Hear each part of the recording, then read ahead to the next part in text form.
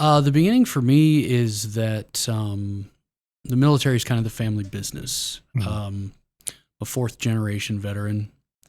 So my dad was Air Force, which we try not to hold against him. Please don't. But, primarily Army and Marines in the family, few Navy here and there. My uncle was Navy in Vietnam. I also had a cousin who was Navy. But I had two other uncles who were Marines, Vietnam era, and then several cousins, all Army and Marines. I was Army. My grandfather was a World War II Army veteran, and my great-grandfather was a Spanish-American War Army veteran. Oh, wow. So we don't know that he ever actually met Teddy Roosevelt, but he went to Cuba with the forces that were deployed to Cuba in the Spanish-American War. Okay. So it was always sort of intuitive to me that at some point in my life I would serve in some capacity. I was really considering doing it right out of high school, but my dad kind of talked me out of it because I had a full ride scholarship to college already. And so he's like, well, just go to school and kind of do that and then figure it out because you can always, join later.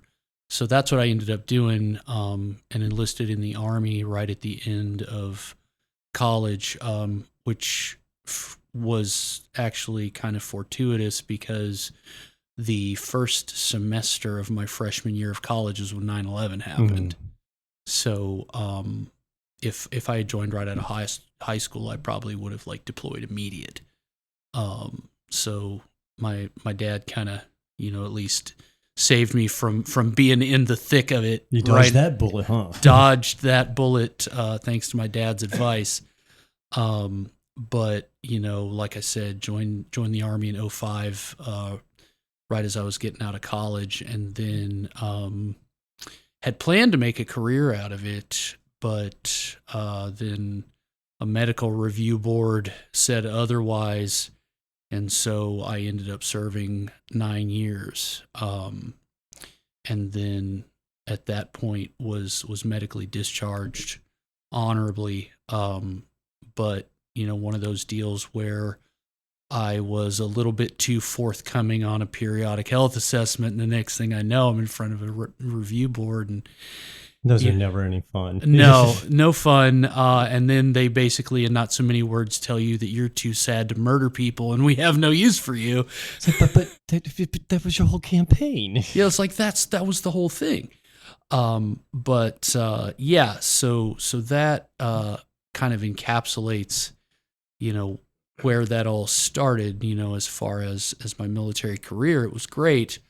Went in, enlisted, promoted all the way up to sergeant, and then went to warrant officer candidate school, commissioned as a warrant officer, and was actually about to be eligible for CW2 when I got out. But, had a lot of great experiences, had some not so great experiences, as, just about everybody who serves, can attest to. But I don't regret it at all. I think it was a very formative experience in my life, and definitely learned a lot of good things, a lot of useful skills, and gained a lot of, I guess you could say, life experience through those 9 years of service that I don't think I would have found anywhere else.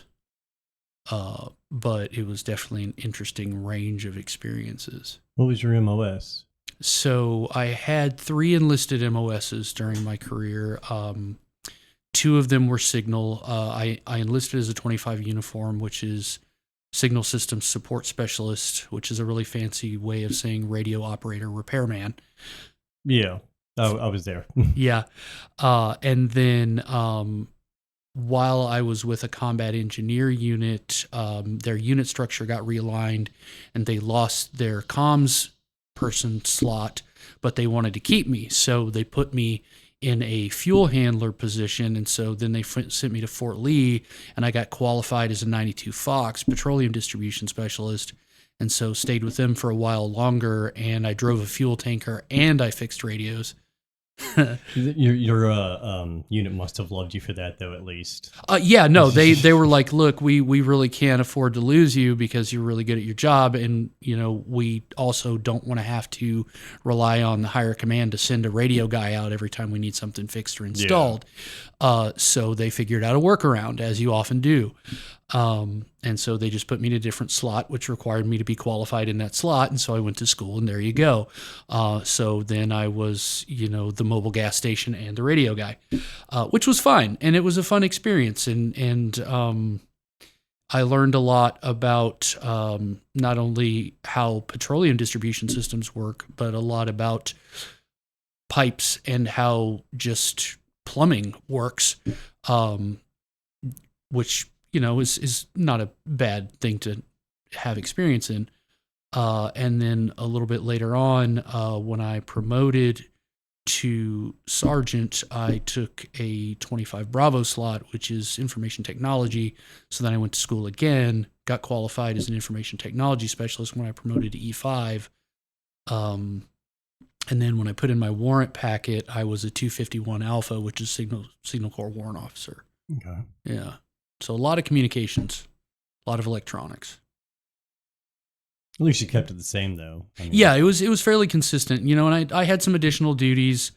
I went to some specialty schools, like, for example, I went to the ComSec custodian course. So I handled crypto for a while, got a TS clearance, which people think that's really glamorous, but actually most of the time is extraordinarily boring. It's one of those jobs where you sit inside of a metal cage with a bunch of equipment behind 3 locked doors and make people sign paperwork and threaten to put them in jail if they lose the stuff. Or open it or do anything they're right. not supposed Yeah, to. don't look at it or touch it. It's kind of like, Indiana Jones and the Raiders of the Lost Ark. Do not open this box kind of thing. Basically, yes. But they didn't tell me anything about Area 51 or, Bigfoot or any of that stuff. Bastards. But I know. I had to figure all that out on my own. But one day they'll let us know about Nessie. Yeah. One yeah. day. Yeah. One day, I think. I'm very hopeful. I was a huge dinosaur nerd when I was a kid, so I really always wanted to know about Nessie. Because I'm just holding out hope that Nessie's the last dinosaur on Earth, and that one day. And somehow it just stays in a Loch Ness, and no one's ever really discovered or found or proof. Right, exactly. Mostly because most people don't want to travel in Scotland, I guess, for whatever reason, even though I would love to go there personally. Oh, I know. But That in Ireland. yeah, definitely. But yeah, Nessie and Bigfoot and all that stuff, I've also, found to be very fascinating topics. Not really related to military service for me personally, although there's a couple of interesting channels on social media and whatnot that specifically collect people's paranormal and cryptid stories about military service, which I follow and enjoy reading. But didn't have any Area 51 experiences in my military service, even with my top secret security clearance. Again, the top secret doesn't really do much for us. No, it really doesn't. You got to get to like Q level or some kind of compartmentalized, the ones that the Department of Energy hands out, that's where it's really at. You won't know anything until they assign you bodyguards. Right, exactly. Yeah. Yeah, just because you can badge in and out of the skiff doesn't really mean a whole lot. Yeah. But do your logs, paper boy. Yeah, pretty much. That was it. Sign here and here and here, and if you lose this thing that's in this box, you're going to go to jail forever. It's about $5 million. Yeah, something like that. Yeah, that's about the long and the short of it. Yeah, I remember doing all the ComSec because I did ComSec repair, and right. They're like they when they're teaching you about it, they're almost making it like it's the Holy Grail. Like, all right, take off these 20,000 screws around the top, and then you're like, what the fuck am I looking at? Yeah, it's a bunch of circuit cards, man. It's just circuit boards, man. Yeah, I actually went to depot level repair course for Singar's radios, and that's exactly what we did. It's like, okay, now you're going to open the thing that they tell you never, ever, ever to open, and peel off the sticker that they tell you to never, never, never, never peel off, and then it's just a bunch of like cards. They just slot in and out. And repairing them so stupid. It Yeah. sucked. Yeah. Yeah. You just, using an O-scope and figuring out which of these circuit cards is bad and then replacing it and then putting everything back together. And that's really it. But I think the one thing I loved about the job is the unique stories of how they got damaged. Oh, yeah. There are so many ones. I've got a good one for you. Go for it. So at a field exercise at NTC, had a lieutenant who thought Of that course. the radio was overheating, opened his canteen, and poured water on it to cool it off. Because they're waterproof too. Yeah, absolutely. I mean, they do have that gasket in there, but no, they're not. No, you can't dump an entire canteen of water on a $150,000 radio and expect it to continue to function. It don't work that way. No, it does not. It does not.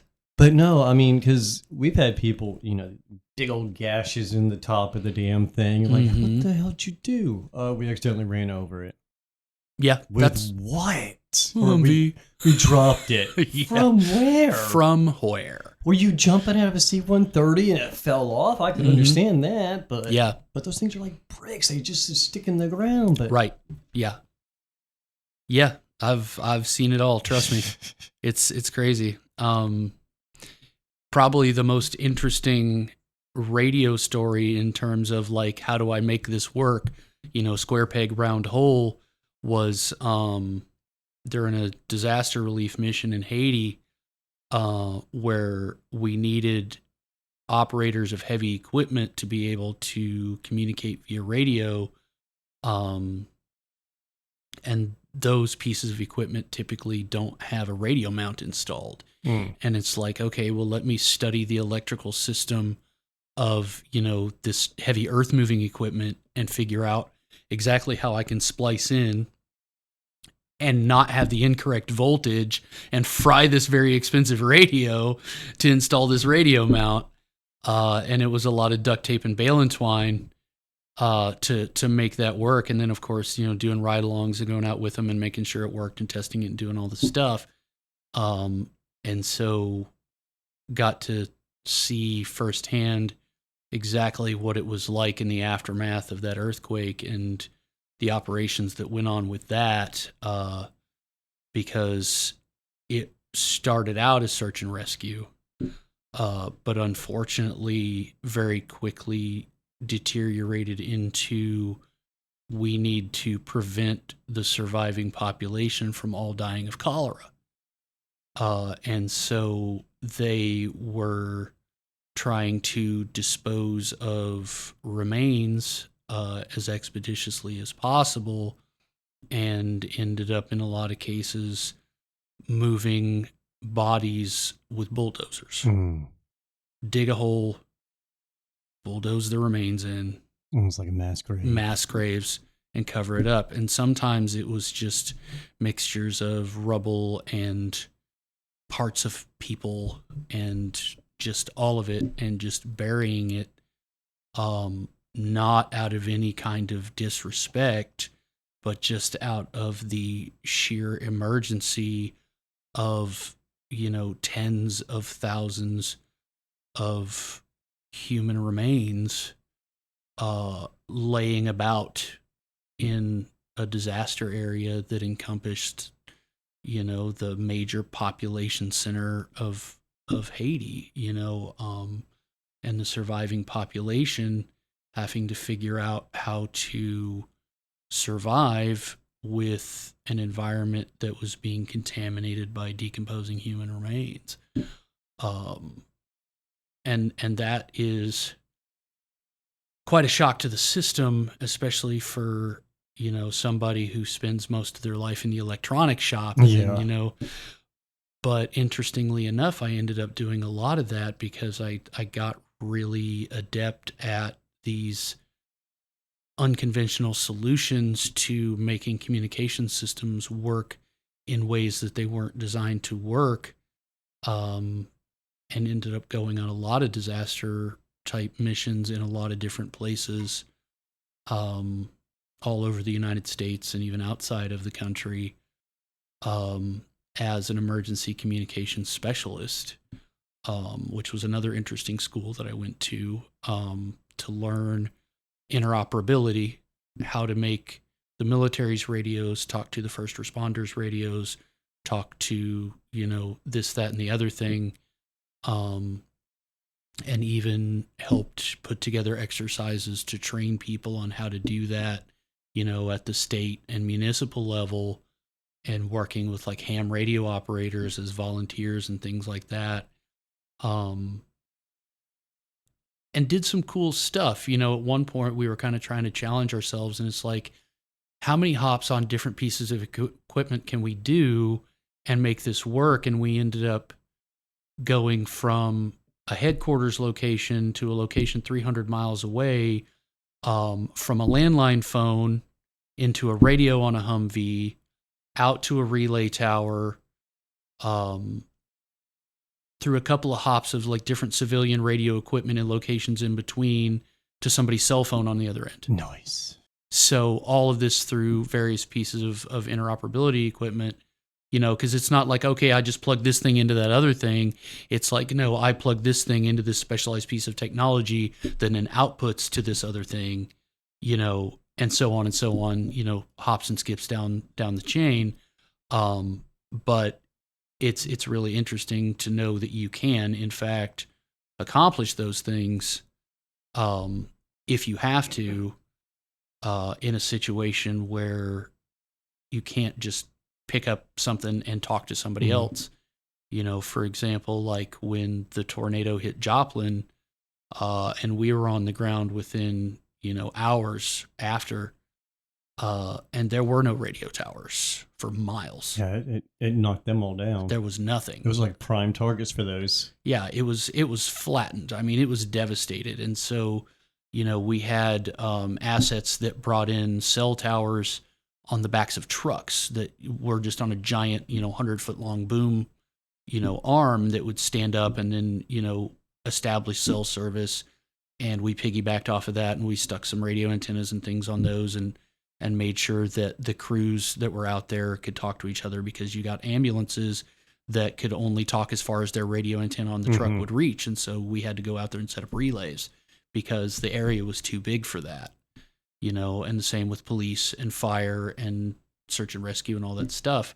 And so I think that one thing that people probably don't appreciate until it becomes a problem is that your ability to communicate is one of the key linchpins in the operation when it comes to any kind of a mission where you're trying to help people, whether it's search and rescue or, disaster relief of any kind or a military operation, is that if you can't talk, you can't coordinate, you can't move, you can't shoot, you can't do anything. Makes it so much harder. Right. Yeah. Because you're left with, you can talk as far as the little antenna on your radio can reach, and that's it, which if you're lucky might be a few miles, depending on the terrain. Sometimes less. Terrain, cloud condition, exactly. Everything. I mean, yeah. Because I was growing up in Oklahoma City, right? Well, close there, and we had a tornado like 99. It was like a huge tornado. Yeah, I remember that one. And that night, like the devastation caused by it, I'm maybe high schoolish, middle schoolish, whatever. We, my mother had this old RV camper that she converted into a dog grooming business. Okay. That night after the tornado hit, me and my father were going around town with it to get the generator put out so people could at least have the littlest amount of electricity to call loved ones, to charge something, to cook a meal. Right. Yeah. Yeah. That's, when something like that happens, it's seldom expected. Most of the time people are unprepared. Best case scenario, you might have a generator in the garage or the shed or somewhere that you can fire up. That you haven't touched in 10 years. That you probably haven't maintenanced or serviced. You let the gas in from 5 seasons ago. Yeah, exactly. And, if you're lucky, you get it to run. And then you can keep your food from spoiling, hopefully. But in a lot of those situations, it's really tough for people. That's why we try to plan out here, especially with different aspects. Just last year, we had a tornado right up at the end of the road. Yeah. And we weren't home, thankfully, but it tripped me out because, that's close to home, literally. But yeah, I mean, we have propane stove to make sure we can always cook our meals. Right. If the neighbors need a food, we can make Yeah. the meals for them too. Exactly. I mean, all sorts of stuff like even filling up your tub full of water so you can have toilet water. People don't consider this kind of crap, and it's sad. But It is, and this part of Texas, you're just as likely to get a hurricane as you are a tornado. Mhm. And also there is some level of risk of, winter weather disasters happening, even though, right now that's the furthest thing from anybody's mind because we're all like, oh my God, I wish it would snow. Yeah. But that too, what was it, 3 or 4 years ago when they had that really hard freeze down here? That was right before I actually moved to Texas. But, even that is a risk. So you've got all these different kinds of things to prepare for, and each one requires a little bit different sort of a preparedness plan. Because, I mean, our pipes aren't set up like the Norse. I mean, No. if we dip below 32 for a while, you're going to have some busted pipes. And people don't take into consideration, what about draining your water heater? Bust your water heater open. Yeah, exactly. People don't think to check and see, is it going to get down below 32 tonight? Should I leave the taps running in my house? I mean, we're always watching the weather. Yeah. If we know it's going to be a bad, we start watching it. Exactly. And my girlfriend, she has this tachycardia thing. Yeah. So when there's stuff going off in the Gulf, she's going, this is going to get bad. Like the last 2 we had, weathermen for days, it's only going to be 10%. It's only going to be 10%. Mm-hmm. She's going, no, we're going to get hit. Yeah. Got hit every fucking time. Yeah. It's funny, those ways that people's bodies respond to changes in the weather and the seasons and things like that. Growing up in the Ozarks, there was a lot of what most people would call superstition. Mm-hmm. But a lot of it is just folk wisdom. Like, my granny would predict the weather based on how the smoke came out of the stovepipe. She's like, well, the smoke from the stovepipe is dipping down before it goes up. That means it'll snow within the next 24 hours. And what that was is actually an indicator of a change in barometric pressure. Mm-hmm. Or it's like, oh, my bad knee is aching, we're going to get rain or this or that. When really all that is like people learn to observe the behavior of animals or the behavior of their environment or how their body responds to changes in things like barometric pressure and humidity. And it kind of gets codified in this folk wisdom or superstition, over the course of many generations. And then people kind of just laugh it off. And it's like, oh, that's, quaint and silly, but it's really not. No. For many, many, many generations, there were no weathermen. You had a weather vane. If you were really fancy a couple hundred years ago, you might have had a barometer, maybe. Yeah. Back when they were first invented. If you were really fancy, maybe a barometer to watch, but for the most part, you had a weather vane, maybe a thermometer, something like that, and that's about it. And the rest was purely observation.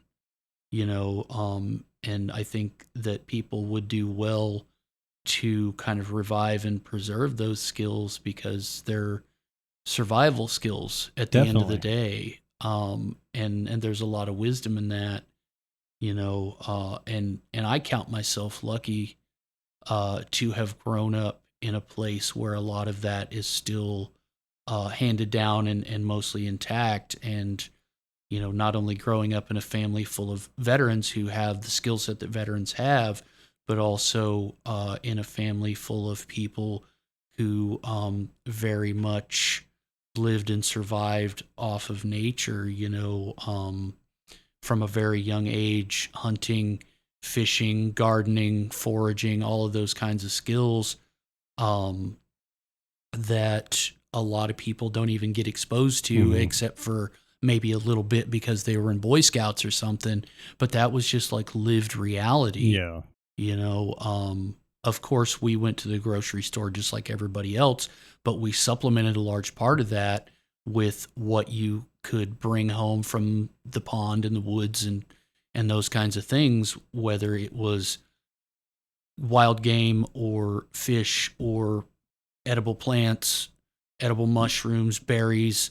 It was really common growing up. Me, my siblings, my cousins would go out and just pick all the berry bushes clean and come home with, a bucket full of berries, and then mom or grandma makes a pie. Oh, the blackberries, man. Yeah. I hated those thorns, though. Yeah, it's rough. I mean, and it makes it all the more rewarding when you bring that bucket of berries in and then you sit there and wear your arm out cranking an old-timey ice cream churn. But that cobbler and ice cream was the best ever. And you just don't appreciate it as much when you can just run down to the Kroger and shell out $15 and bring it home and stuff it in your face. For it's some just not the same. Over-processed, artificially flavored bullshit. Yeah, and it's got all kinds of stuff in it that's really not that great for you, as opposed to, straight from nature. Oh yeah, which is always preferable. I mean, it's no wonder why they're just now starting to get rid of that all the different dyes in food. Right. And regardless of political party leanings, I think that some of these health and wellness initiatives are really important, and people really need to stop paying attention to the argument over does the guy wear a red tie or a blue one, and start listening to what makes sense. Put your own facts together. Like, listen to each side, right, but make your own fucking conclusion. Don't 100%. Don't be the sheep, man. And yeah, that's why I never really get into political arguments, because they're so like not brainwashed, but in depth into their own political ideology that they can't see outside of it. It's just like, it's not worth it, man. There's a lot of indoctrination, a lot of political tribalism. And, that's ultimately why I left working in the public school system, because, that was kind of the path that I took when I left the military. Well, at first I worked in civilian IT, and I very quickly discovered that was soul-sucking and depressing, because nobody calls help desk when they're happy and stuff works. No. Well, I mean, because you always tell us how we turned it off and turned it on, unplug it and plug it back in. Right. And they'll, they get to the point where they've heard it so many times, that's what they say when they call you. It's like, I already turned it back off and on again, and I unplugged it and I replugged it, and I did this, and this. I've already done all those things, so don't ask me if I've done it. And they're mad because they can't do their job or whatever thing's going on. And they've been on hold for about 2 hours. Right. Yeah. And all of that stuff. And so I quickly discovered that I did not want a career in civilian IT. And so I kind of did some soul searching, and I'm like, well, what could I do that I really find personally fulfilling or rewarding? And I'm like, well, I kind of missed getting to be sort of an instructor and a trainer. That was a really cool part of my military career, doing some of that instructional stuff. And so I'm like, well, I could probably be a teacher. I enjoyed school. So I pursued that, got into substitute teaching, and kind of did that as a full-time gig. And while I was doing that, worked through a program that helps veterans become certified to teach in school, and then worked in the public school system first as a paraprofessional, special education aide, and then eventually had my own classroom and taught middle school science for a while. And I loved the kids. The kids were never the problem, but it was all of the rules and the red tape and the regulation and the administrators that were really only concerned with satisfying those things that they were given to check these boxes, and there's a story I tell people to kind of illustrate and encapsulate that idea in one anecdote. And when I was teaching middle school science, I had this administrator come to me one day and reprimand me. And the gist of the reprimand was, stop teaching them so much. Stick to the curriculum, because that's what's on the state test. Like, I didn't even get to write my own curriculum. They gave me the curriculum because they wanted to cut out anything that didn't have anything to do with that state test at the end of the year. And that was it. To the point that if the kids were curious and wanted to ask questions and wanted to explore topics further, they would come to you and say, no, don't do that. That's bullshit. And that was kind of the moment that I realized this is not for me. Well, because I mean, it's a really, teachers can have such a huge positive or negative impact on a child's life. Right. And I don't remember too many of my teachers, but there's only two I do remember: Mr. Stern, Mr. Excelente. Mm-hmm. Two teachers I had in Oklahoma. They were the best because Excelente was my science teacher. Right. Anytime, every morning before we went to class, me and my buddy would always approach him before we go to class, ask him whatever science question we could. Right. Our job was to stump him. Right. I think we did it maybe twice, but yeah. Just having that interaction with him and just being able to openly ask questions, again, I remember him to this day. Don't really remember too many others. So. Right. Yeah, and that's the interesting thing about being in that position is that people don't realize that as a teacher, for some students, you become the mentor and kind of the parent away from home that you might be the only adult that they trust to come to and say, hey, I've got this or that going on. And kids go through some really serious stuff. Oh, yeah. And they deal with some really heavy issues. In 1 year, I remember just in 1 year of working at a specific school that I worked at, I can't even count the number of times I heard my dad's in jail, we're sleeping in the car, I'm staying with my grandma because my mom's on drugs again, this, that, and the other thing. And even in one case, some students of mine lived in Section 8 housing, and a kid that lived in that same building that they lived in had gone missing. And when they finally found the kid, he had been murdered and dismembered and put in a suitcase and dumped.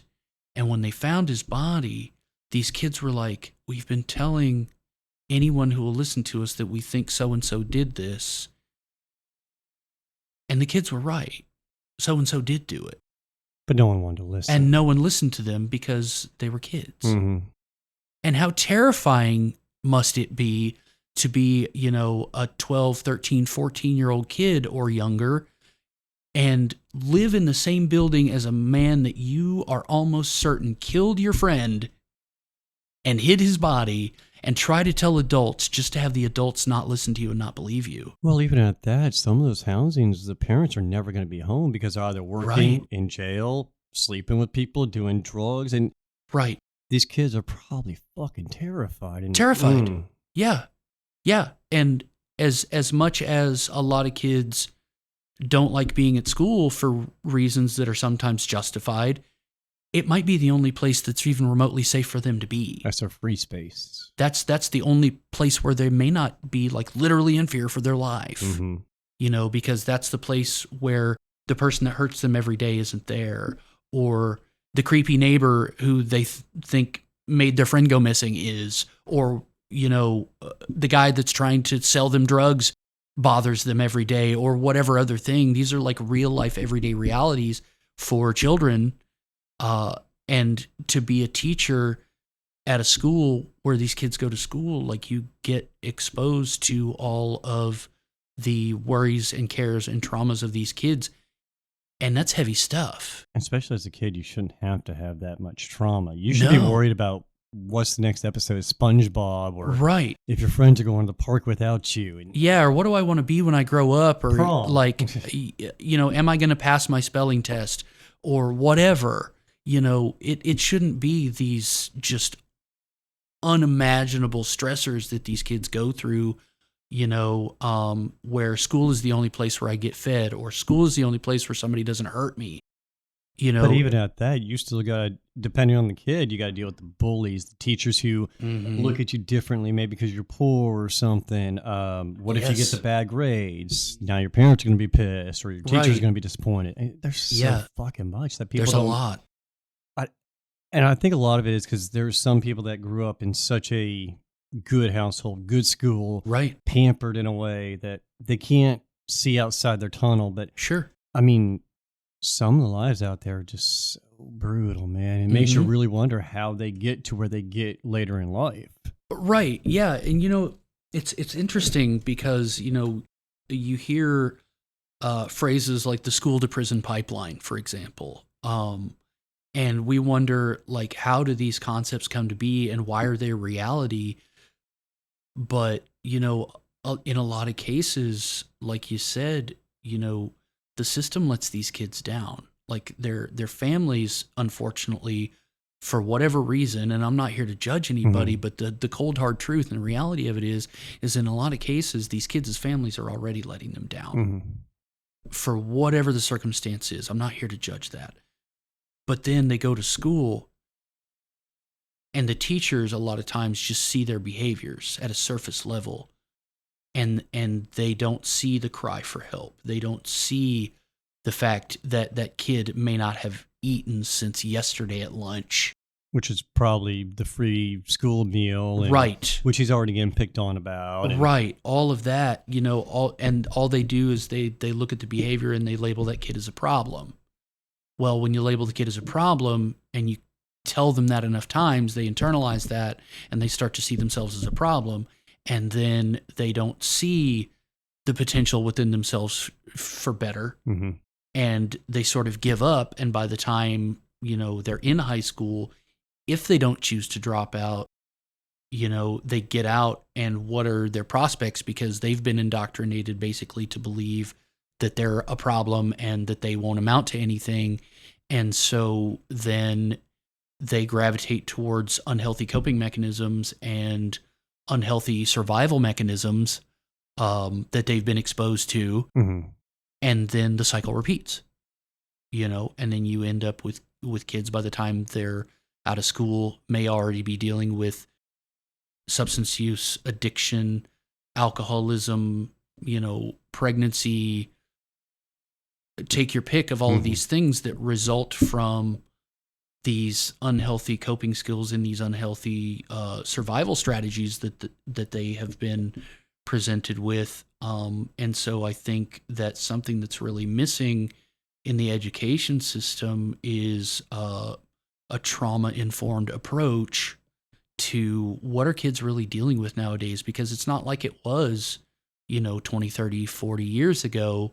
And that's not to say that kids didn't have struggles back then, like when we were kids or when our parents were kids, but kids really deal with some crap now, like some serious, serious stuff, and with social media and the internet and all these things that, were kind of just becoming available, when we were like high school age, that now kids grow up with from birth. Oh, yeah.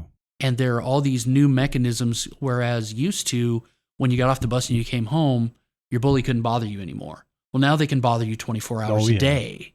And then on a grander platform. Yeah, on a huge platform that everyone can see. Because, growing up, the most we had as far as social media, MySpace, and then you had the chats like right. AOL Instant Messenger, right. ICQ, but that's right. it. You could just block them there and you're done with them. Right, or yeah. have your mom pick up the phone, or you just pick up the phone. Right. Internet goes out. But. Right. Yeah, and that's it, But now it's 24-hour exposure to whatever, and like, for example, with our youngest kids at home that are 7 and about to be 9, we had to ban Roblox from our home because, with our youngest boy who's about to turn 9, he was being bullied by grown adults and having horrible things said to him in a children's game. And with our 7-year-old daughter, one day we found her inside of, because in Roblox, people can build games within the game. We found her in a game where all the players were standing inside of a bathroom peeing on each other. I've heard some really jacked up things about Roblox. I've taken my kid off there before. Yeah. But I've also made it where he's not able to really talk to anybody outside. Right. He doesn't understand it the way we do. Right. But I will tell you what, though, get in a Call of Duty lobby, Mm-hmm. let one of those 12-year-olds, 8-year-olds talk to you. Man. And oh my God. Savage. Like Lord of the Flies has nothing on the Call of Duty chat. Like it's Lord of the Flies, Dante's Inferno. Mm-hmm. They'll tell you things they did to your mother. It's like, how the hell do you even know about that? Like, I'm having to get on Urban Dictionary to even figure out exactly what that insult meant. I'm like, oh my God, that's what he meant? Oh. Did he call me an idiot? Like, you little son of a bitch. Yeah, and then I'm like, man, I can't play Call of Duty anymore because of that. And the worst part is half those little bastards are better than us. Well, and that's the other thing is like, if you really want to get an ego check, play any first-person shooter against a 12-year-old. But then I'm sitting there going, let's go pick up a paintball gun. Let's use real military tactics. I mean, that's a whole other ball game there, But when it comes to video games, man, they'll run circles around you and make you feel real bad about it, for sure. Yeah, our 14-year-old boy, he really likes Arena Breakout, and I was playing that with him for a while. And he was just running circles around me. I'm like, man, I can't even keep up. Well, I have to humble my 3 kids, 4, yes, every now and then because they get a little shit talky. I'm like, all right, let's go load up some Halo. We're gonna put it in multiplayer. Right. Oh, well, you're beating us because you got the eldest over in there. No, I'll put all y'all against me. Still smoke the shit out of them. It's like, how'd you know where I was? Dude, I've been playing this game since Iraq, since it came out. Yeah. Back when you took the Xboxes and actually plugged a LAN cable into them. Yeah. Up to 4 Xboxes, 16 players. Yep. Those were the days. Those were glorious. I miss those. That was like the golden age. The Blockbuster years. Yeah, the Blockbuster years, exactly, when you would go and rent, Medal of Honor or whatever and just play it through for, 3 days or whatever your rental period was and just play it and then take it back. Or you just have one of those sleepovers where it lasts like 3 days. You rent the game. By the time it goes back, it's already messed up, played through. Yeah, you've played the game all the way through and scratched the disc and you just hope they don't notice. Rubbed a little toothpaste on it. Right, exactly. Yeah, that was the trick. Rub toothpaste on it and hope they don't notice. But yeah, that was those were definitely the days. For sure. Yeah. So yeah, was a teacher for a while. And then when I decided that, the public school system wasn't exactly where I wanted to be, because what I really wanted to do was not even necessarily teach a specific subject, although I really enjoy science and history. But what I wanted to impart was skills that people can use and critical thinking to kind of like really evaluate things, because I think that that's one thing we're really lacking in our education system in America is basic critical thinking skills. Because with standardized testing, which I wish they would do away with, what you end up doing is a lot of rote memorization just long enough to regurgitate that onto a test without ever really gaining any true understanding of the concepts. It's just like parrot back these words in this order so that we can check the block and the federal government will continue to give us this money. While we take away shop class and stuff that can actually... Shop class, home ec, any of those things. Well, they need to have a class just for like life skills, balancing your checkbook, bank account, debit card, credit card, usage, APR. I mean, yeah, and some school districts, to their credit, are doing classes like that. And some individual states are starting to mandate some of these things because they're recognizing that there's a severe lack of that skill in younger people. But that ship turns very slowly, and as long as you have mandated standardized testing, you will have mandated standardized education. And education is not a one-size-fits-all concept. If you've met one kid, you've met one kid. Every kid learns different. Some kids have to touch it to understand it. Some kids need to see it. Some kids need to hear it. Some kids need to hear it 3 times. Some need all 3. Some kids need all of it. I mean, that's just the way it is.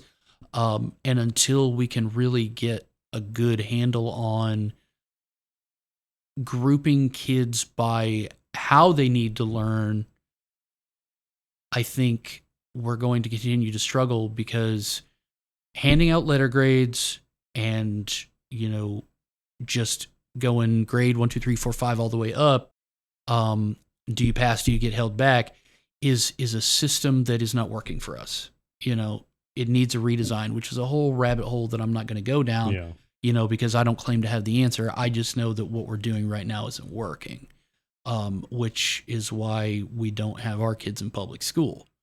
And my oldest daughter, who's about to be 20, has not been, well, she's graduated now, but stopped going to public school during COVID.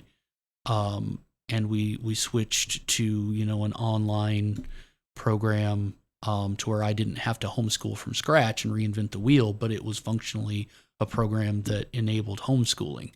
And she did really well with that. And our 4 other kids, are all private school. Our 17-year-old actually just graduated, but the other 3 are still in private school.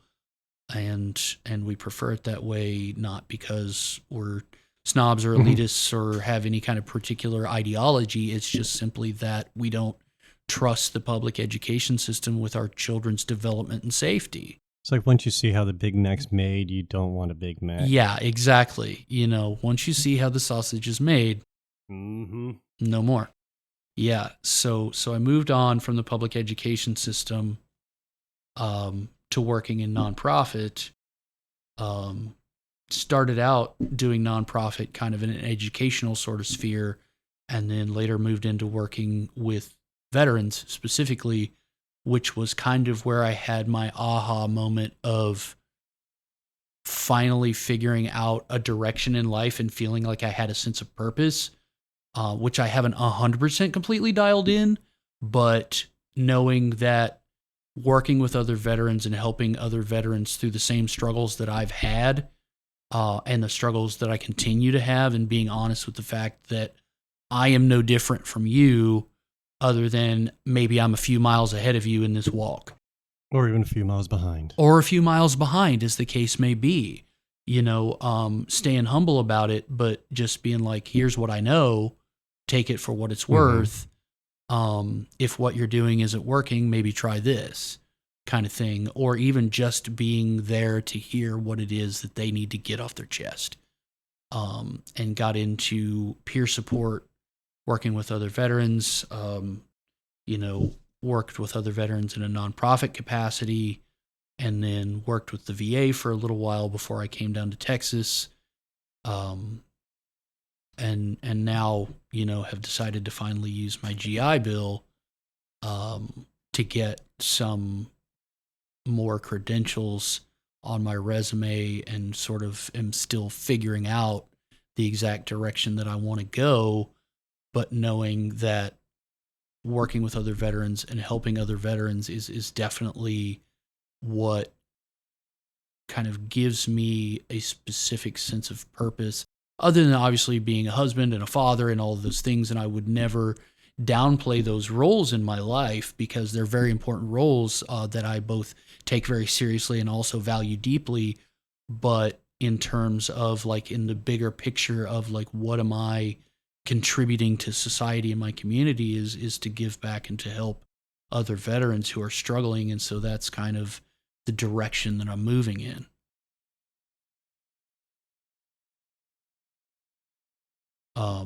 And with that, I think one of the things that I've discovered, that I seem to be very adept at, that is helpful to people, is finding all the resources, figuring out who's who and what's what. And then in the course of just random conversations that I have when I encounter people and they happen to mention, it's like, oh, I really need this, or I wish I could figure out how to do that, or whatever that is, and going, I know somebody that does that. There's an organization. There's an organization for that, or I know a guy, or I know a gal, and making those connections. And really what it's about is doing, a warm handoff. It's not just, hey, here's a phone number or a website, go find them. It's, I'm going to reach out to this person and I'm going to tell them that you're going to contact them and they're going to be expecting you, so that they know that you're coming, and doing those handoffs. And it's something that I really am trying to get more people to understand, especially, in talking to folks with the VA or the Veterans Commission or whatever organization, because all of these folks are really well-meaning for the most part, and want to help. And some of them are veterans and understand the veteran experience, and some of them are not. But the thing that I'm really trying to get everybody to understand and be on the same page about is just because a resource exists doesn't mean that it's necessarily accessible to the people that need it. Yeah. Availability versus accessibility. And, sometimes accessibility means can they physically get there? In a place like Houston, something being 10 miles away, if you don't drive, might as well be 100 miles away. It doesn't matter because you can't get there. Well, it takes an hour and a half to even drive across Houston. You could still be in Houston an hour and a half later. Exactly. And if you don't have reliable transportation, the fact that that resource exists on the other side of Houston, it might as well be on Mars. Yeah, does you no good whatsoever. Mm-hmm. And then on the other hand, accessibility can also mean, do I understand how to navigate the process to get this thing? Can I work my way through whatever the application is that I have to fill out? Do I know who I need to call? Do I know where I need to go? All of these things, because just because the thing exists doesn't mean that people know how to get to it or what they need to do, or, what paperwork do I need to be prepared to provide. I mean, obviously, if you're a veteran, you can pretty much expect that, most people are going to want to see your DD-214. Yeah. That's kind of an intuitive, that one's a given. But depending on the organization, they might want other information, or they might have other criteria, some screen by your discharge status, for example, which is a whole other ball of wax, because like what resources are available to a veteran who has, a discharge that's something other than honorable, because we don't know what their story was when they got discharged, or what exactly happened, or how that, came to be, especially with, veterans from past eras. Like there were unfortunately a lot of really bad leaders in the Vietnam era and stuff like that. And a lot of people didn't get a fair shake in their discharge, and like, they don't know how to navigate a discharge upgrade. They might not even know that that's an option. Yeah. I mean, hell, I didn't know that you could actually upgrade your disability percentage for the longest time. Right. I thought I was stuck at 30% forever. Mm-hmm.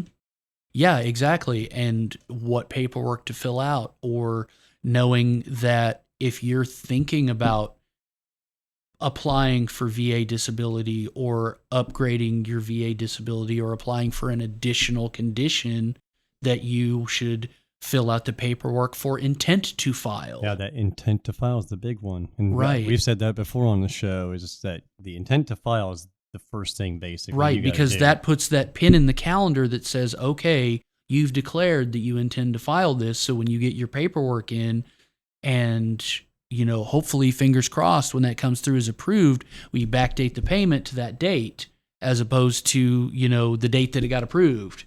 Or the 3 months later that you actually Or the 3 months later that you stuff. filed, or the, almost a year later, because an intent to file is good for 12 months. So if you don't get around to filing for 8, 9, 10 months, that's a lot of back pay.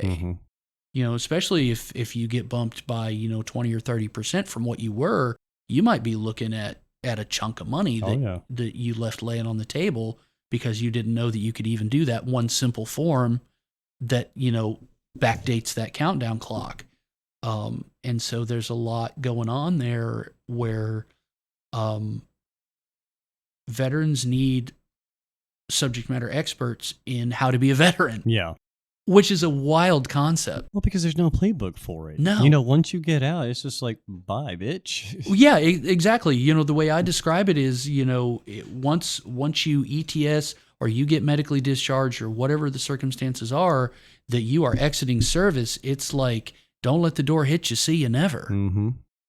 On the best day, they might put you through 1 or 2 days of yellow ribbon, and you get death by PowerPoint with a bunch of information that you cannot possibly absorb. In a hot room while you're trying to stay awake. Right, exactly.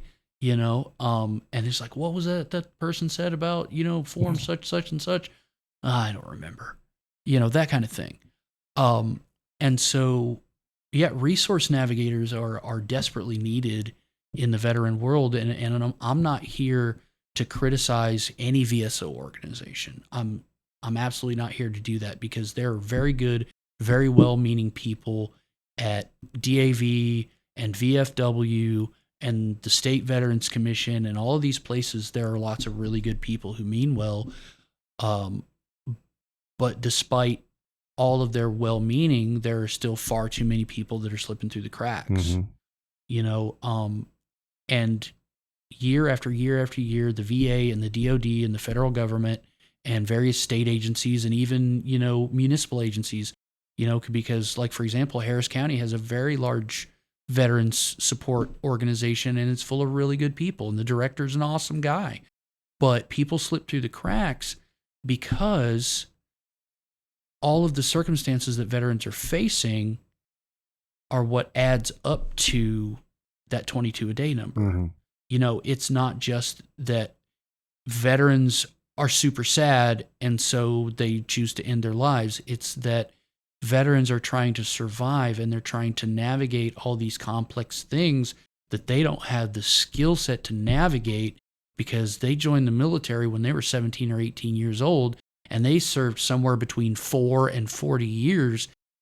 And when you get in, they absolve you of all of those things. Where, like, you don't have to think about what you're going to eat, when you're going to eat it, what utensil you're going to eat it with, where you're going to sleep, when you're going to sleep, any of that stuff. You don't fill out a job application. You don't write a resume. You don't fill out an application for a lease. You don't have to know how to get your utilities turned on. You don't have to sit there and, oh man, I had one, but I mean, they do a lot of the paperwork, your S2, S3. If you need something, go get it. I mean, you don't have to, taxes you do with H&R Block and crap, or on base. Right. Yeah, exactly. On base. And they basically just, it's like, okay, give me your DFAS stuff, and then here you go, you're done. And most of it, even with the medical, you don't even have to pay for the medical. It's all set up for you where you don't have to do anything. Right. And when you get out, it's almost like you're fucking helpless. Well, you are in a lot of ways, and it's unfortunately an acquired helplessness, not through, any fault of your own, but because you signed on the dotted line and you raised your right hand, and then you agreed to become really good at one specific thing, because that's what we need you to do. Mm-hmm.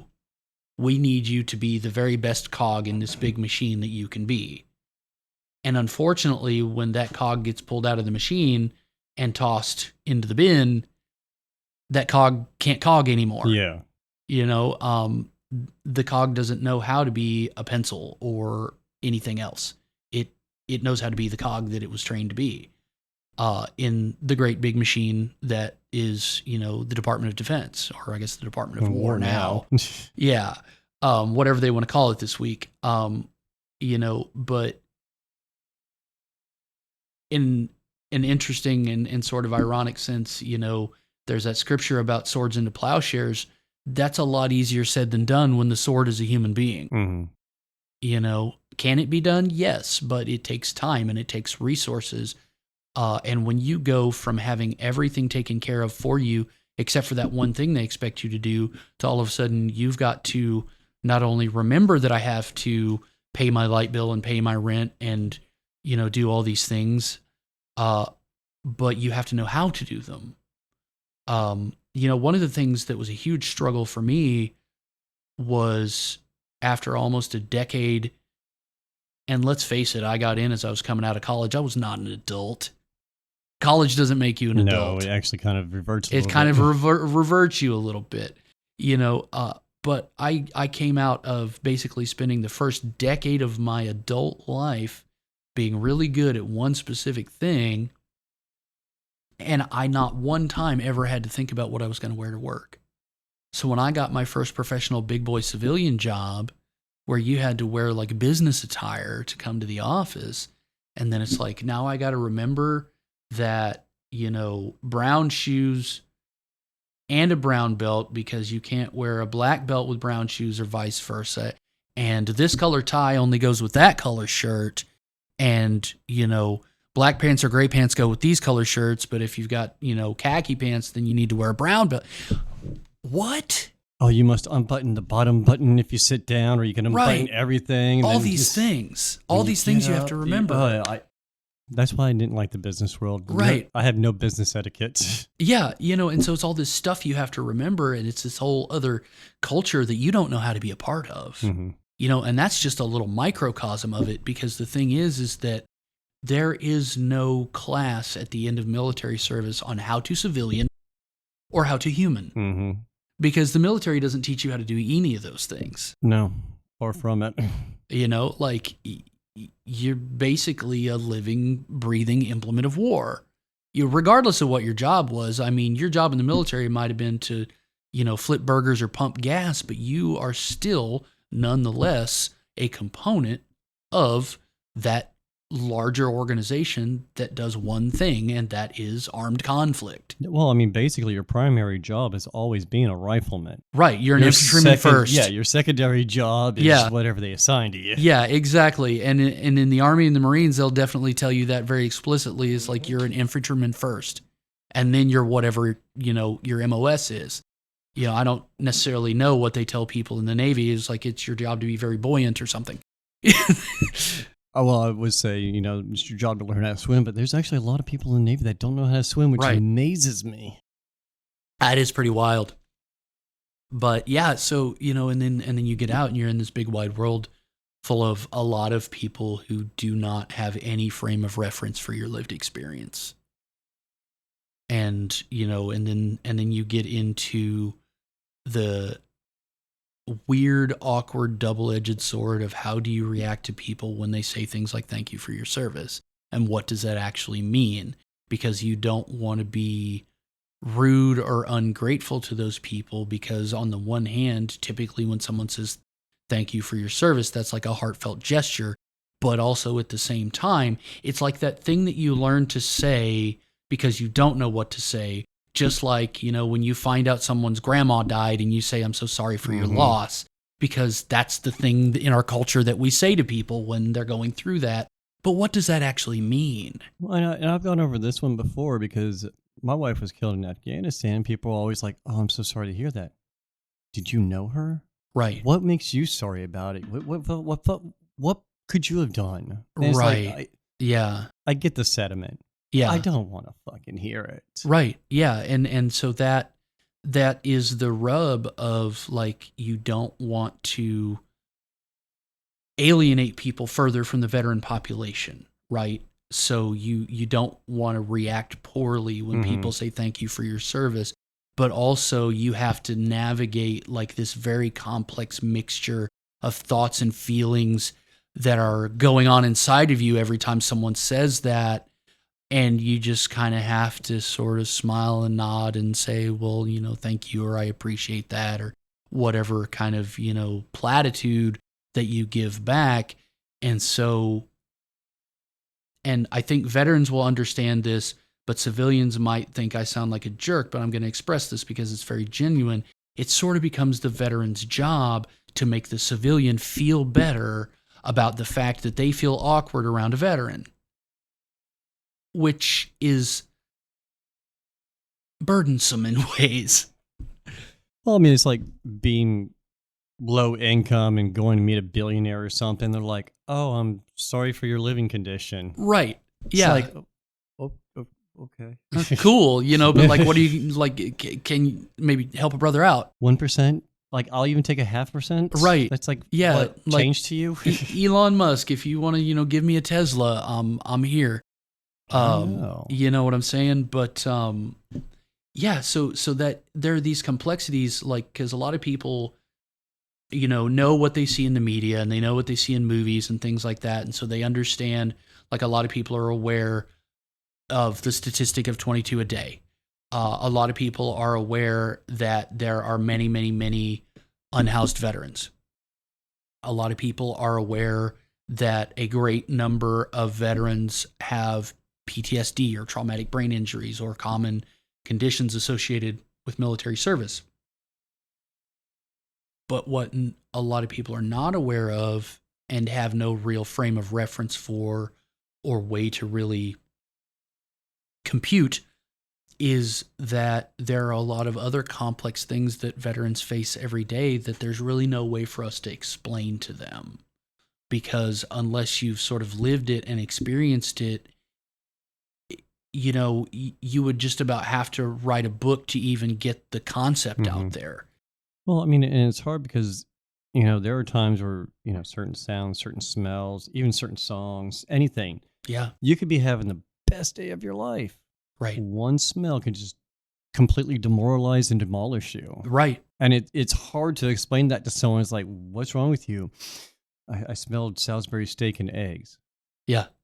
What the fuck? Well, so yeah, and then there's this long story behind Salisbury steak and eggs, and really what it is the like neuroscience of memory, and that, you know, for whatever reason, you know, smells are one of the like strongest triggers for memories. You know, why that is, I couldn't tell you. I know that that's a fact.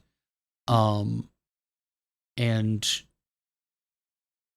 that's just like one small example, but, you know, to your point, you hear a song or somebody says a specific phrase, or you smell the certain smell, or the door slams too loud, or somebody talks to you in a certain tone of voice when you're already struggling that day, and then the spiral starts.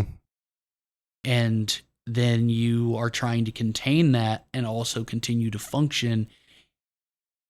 And what is normally not that big of a deal becomes a big deal all of a sudden.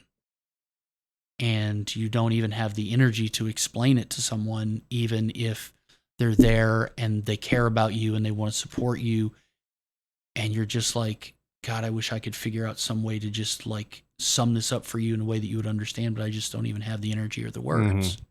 And then they kind of sometimes could possibly get mad at you because you're like, sure. Or they feel rejected, and understandably so, you know, because like, again, almost stereotypically, like it's our tendency to like isolate, right? Like when I'm struggling and I can't person on a particular day, like I'm going to try to avoid interaction as much as possible, because what I'm doing is damage control.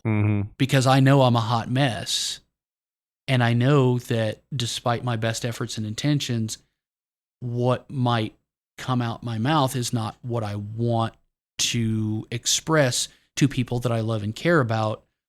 But, you know, what's going on inside my brain is like, you know, trying to keep a 50 cal from cooking off when the barrel's too hot. Like you can't just like blow on it a little and fix the problem. It'll be okay. Have some hot tea. Right, exactly. Oh, buy me a fucking punching bag right this moment at least. At least I can take some aggression out. But sure. I mean, yeah, and that's the thing too, is that like having healthy outlets for things like aggression and frustration is really important, but also just having the knowledge of self to understand your own triggers, much less for anybody else to understand them, and then to be self-aware enough to know, like, what is my level of anxiety, or what is my level of frustration, or how close am I to kind of like acting out of, you know, whatever thing is actually going on inside of me. Because if I'm not aware of it, I surely can't expect anybody else to be aware of it. And if I don't understand it, how can I expect anyone else to understand it?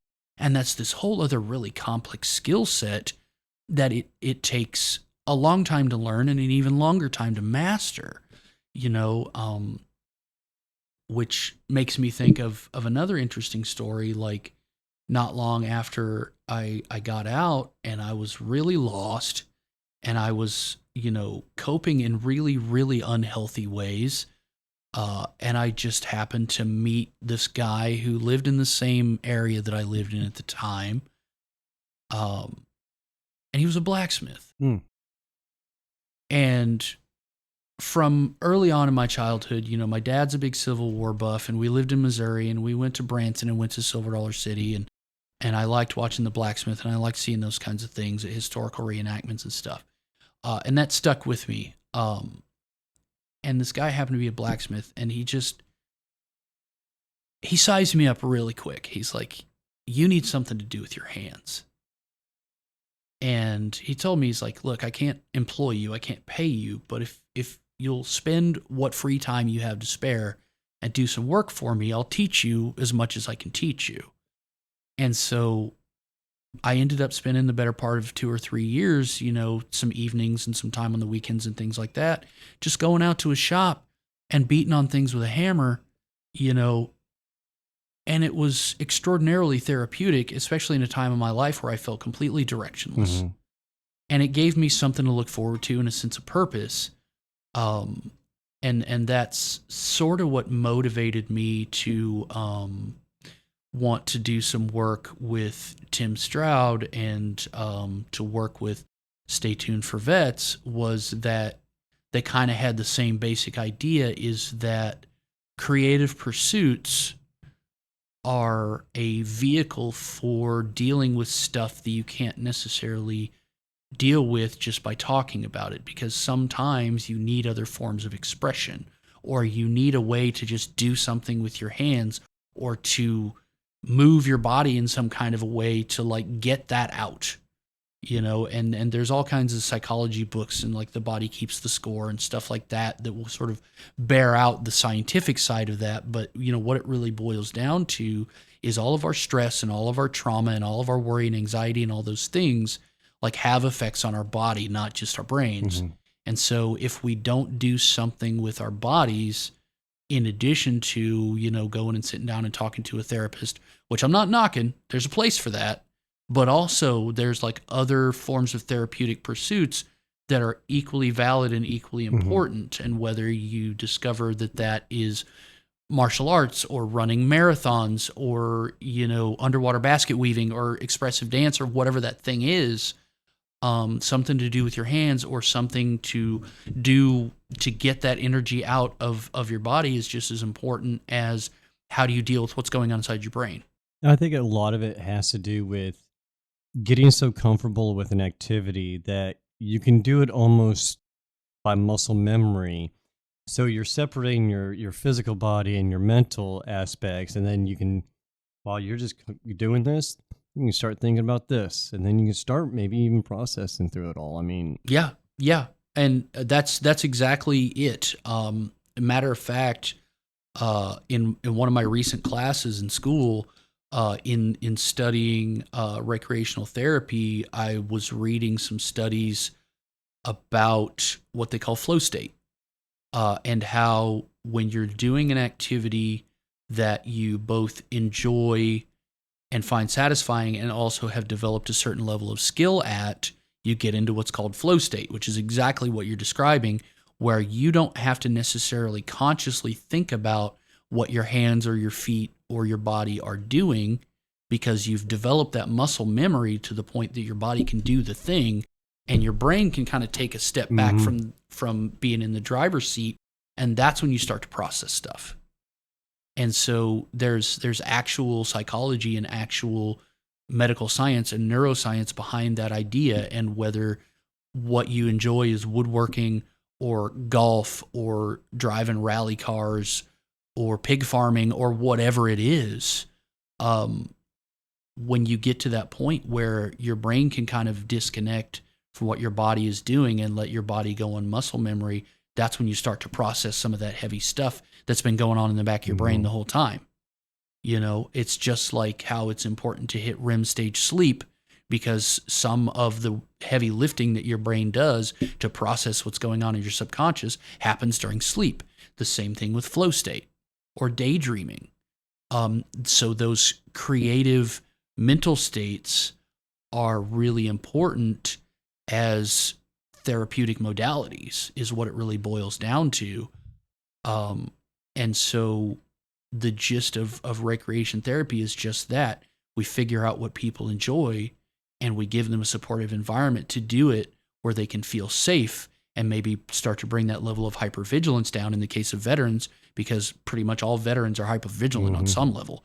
And so if you can put them in an environment where they don't feel hypervigilant and they're starting to just do the thing that they're doing and being present in the moment and being grounded in the environment and coming back to baseline, that's when they can then start to process what's going on inside of them.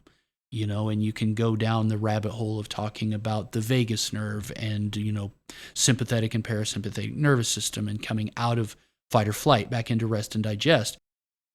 And the funniest thing in the world that's not actually funny at all is how many veterans have gastric issues like irritable bowel syndrome. And, people might assume it's like, well, it's because you spent however many years of your life not chewing your food. No, that's not it. It's because you spent however many years in fight or flight and your digestive system has been so disrupted that it doesn't remember how to do its job. Yeah. And I think that's also why you see so many veteran programs that are in a group aspect, because when you have more than one veteran around you, your fight or flight goes down a little bit. Right. You have 3, it goes down a little bit more, depending on what you're doing. Like, as long as it's an activity where you can separate your brain and body in a way. Right. And the more you have, you don't worry about the fight or flight because they got you and you got them, but you all start relaxing. So instead of just one guy suffering, you got 5 people that are kind of a lot more calmer and a lot better off than they were when they got there. Right, exactly. And it's also interesting too, from a sociological perspective or an anthropological perspective, that human beings are wired to be social and to interact in small groups. And so, and you can read books like Sebastian Junger's book Tribe, and it talks about when we do things in groups that are very close and we have a very solid relationship and a solidarity in that we share this idea, we share these values, we share these beliefs, and this is the thing we do. And they sort of develop what, for lack of a better word, rituals around that. And, kind of how the author of that book, Sebastian Junger, came to start forming this idea, and he later wrote it into a book, was that, as an embedded journalist with the military in Afghanistan, he kind of watched and observed groups of soldiers and military service members and how they interacted with each other and how they supported each other. And then later he got interested in what happens to them after they leave service and why does everything kind of fall apart. And then he started to do a deep dive into what happened in the past, because like the profession of arms is as old as time. Ever since we had sticks and rocks, there have been warriors in societies. And so what was different about groups of people in the past as opposed to now, and why didn't, Aborigines or Native American tribes or people in the Amazon jungle, or take your pick, the ancient Celtic warriors, whoever, why didn't they have these high instances of things like PTSD like what we have now? And he formed this idea. It's because, well, they had these rituals and these observances that they did before, during, and after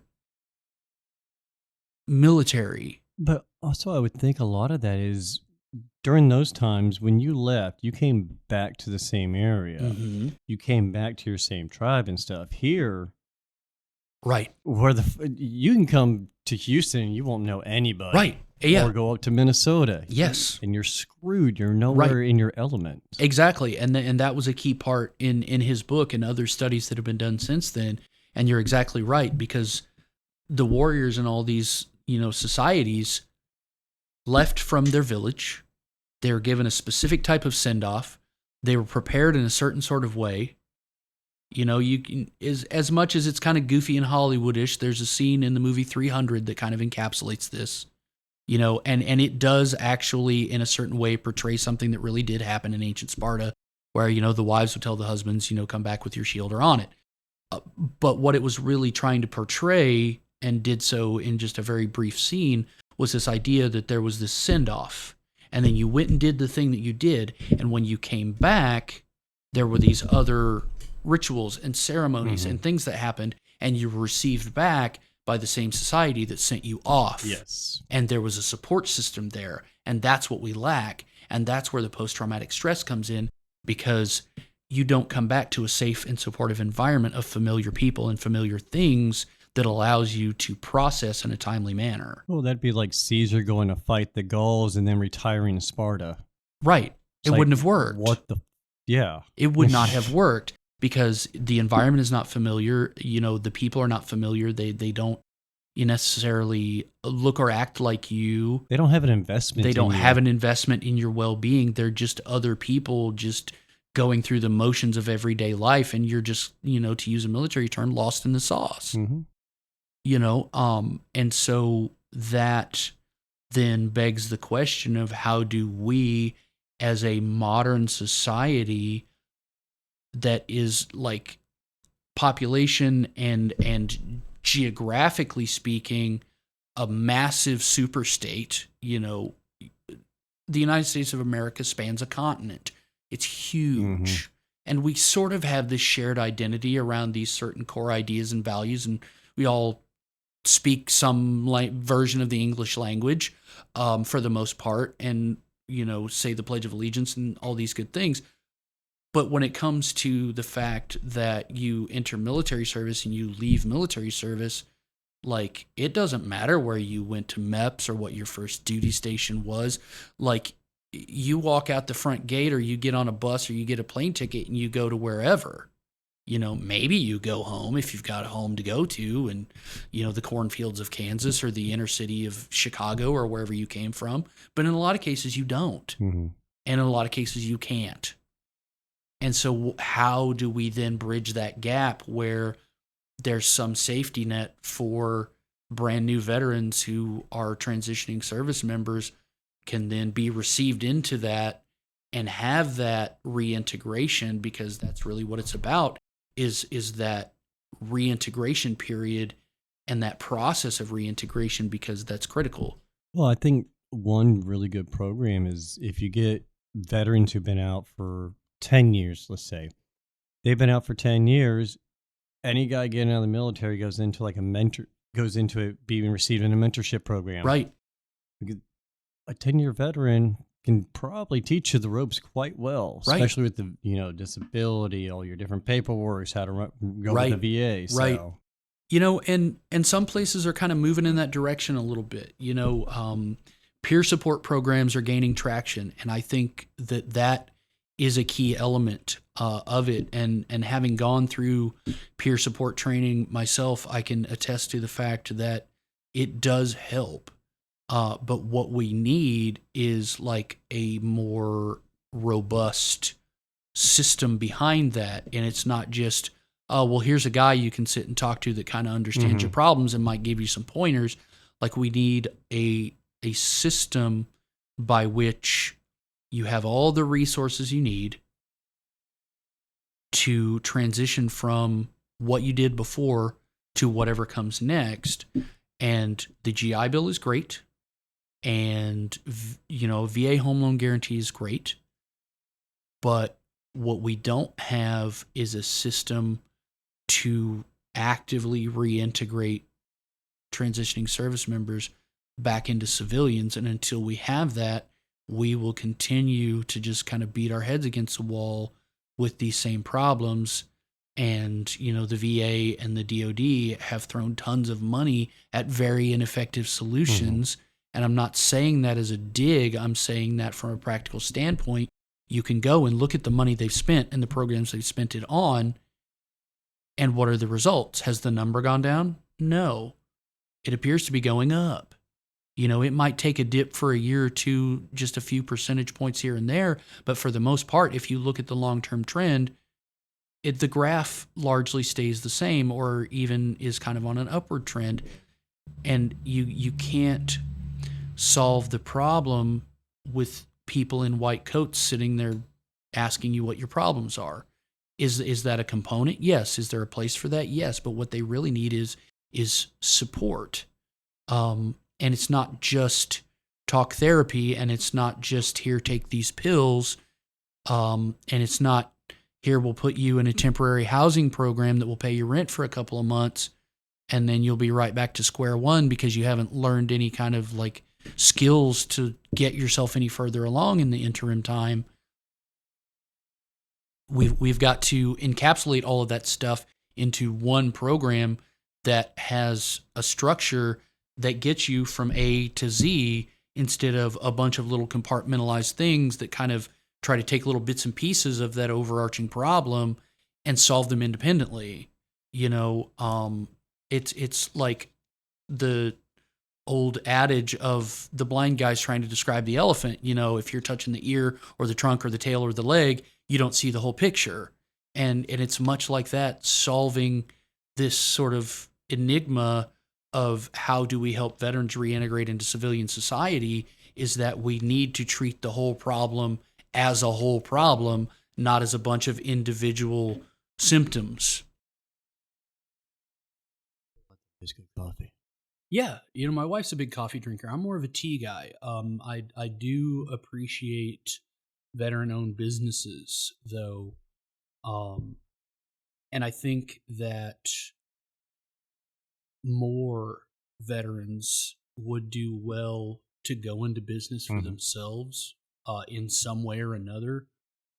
Something that I've felt strongly about for a while now is that veterans make great candidates for lots of types of small business, and specifically one that I'm passionate about is agriculture.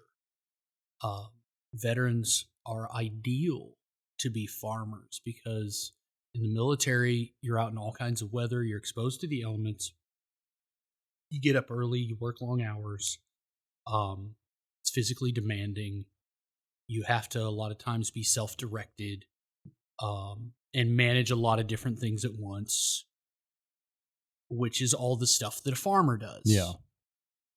And realistically, our country needs farmers. Farmers are aging out, much like skilled tradesmen, aging out of the business. I think the average age of farmers is something like 55, somewhere in that ballpark. And a lot of family farms are shutting down because all the kids and grandkids moved off to the city and got jobs doing this, that, or the other thing, which is not to fault them, but it's also unfortunate because, if you've got a farm that's been in the family and established for however long, and then there's no one to take it over, that takes that food production out of play when that farmer retires. And I think that a lot of veterans would do well to consider agriculture as a pursuit because you get to be your own boss. It's high risk, high reward, but we're kind of used to that. Yeah. And there are a lot of programs that support it. There are programs within the USDA that either are specifically to support veterans getting into agriculture or have some form of like a veteran's preference, like FSA loans, EQIP loans, those kinds of things. If you check that little box that says I'm a veteran, it weights your application. It opens the door a little. Yeah, it opens the door a little, things like that. And there are also a surprising number of programs that exist that assist veterans in becoming farmers and train them to become farmers. One that is excellent is run by Texas A&M University Extension, which is called Battleground to Breaking Ground. Yep. It's an excellent program. So if you're a veteran that lives in Texas and you want to get into farming, definitely reach out to those folks. A program that operates throughout the country on a rotating schedule throughout the year is a program called Armed to Farm. Mm-hmm. They are out of Fayetteville, Arkansas, but they do workshops all over the country. And I've had the privilege of attending 3 of their workshops and hosting one. And the folks that run that are excellent. And they also do virtual seminars and things like that to sort of fill in the gaps in between, or to kind of keep you up to date, or just to answer questions, things like that once you go through those initial trainings. And the cool thing about it is when you finish these courses, they give you these certificates of completion, which are things that you can put into your new I Want to Be a Farmer, I Love Me book, just like you used to keep in the military. And you bring those certificates with you when you go to apply for USDA loans and things like that as part of your pedigree of here is how I have educated myself and acquired this skill set to sort of legitimize yourself as a beginner farmer. Yeah. And so it's a win-win situation because most of these resources are very free, either low cost or free. And so you don't have to come up with a bunch of money to get this training because they're typically grant funded. And so the cost is minimal, if any. And so it's just yours for the taking. And so if there's any, veteran listeners of the podcast that are thinking about going into agriculture, definitely look up those resources.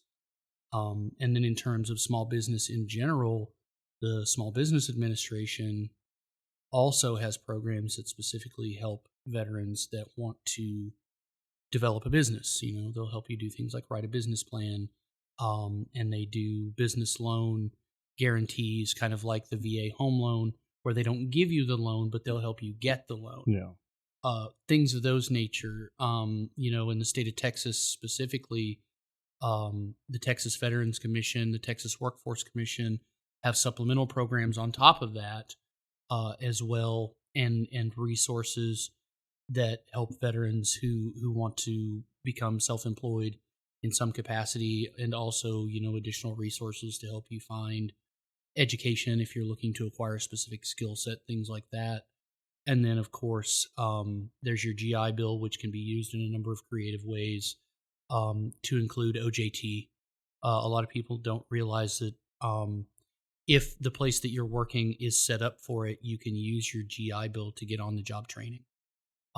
Also, if you're going through VRNE, there's a self-employment track to VRNE where they support you in becoming self-employed in kind of a similar fashion to the OJT track of the GI Bill, where instead of let's enroll you in a school and we'll pay your tuition, it's what sort of business do you want to build, or what kind of skilled trade do you want to go into business for yourself as, and how do we help you get that skill set and then acquire the tools and the required licenses and things of that nature. So for many veterans, they think, well, I've got this GI Bill, but I don't really want to go to college. College isn't for me. You don't have to go to college. You can become a welder. You can become a farmer. You can become a business person. Options are many. And so I definitely encourage those veterans out there that haven't used their GI Bill or maybe considering applying for VRNE to at least ask questions regarding those options, because not everybody needs to go and get a 4-year degree or go back and get another degree. If you've got some burning passion for making products or selling a service or becoming a skilled tradesman or a farmer or what have you, those options are out there. I mean, in between the GI Bill, here in Texas, the Hazelwood Act, right? You got the Pell Grant. I mean, there's no excuse not to get the education for the job or the program you want to do. Absolutely. And think creatively. Thinking outside the box will get you everywhere.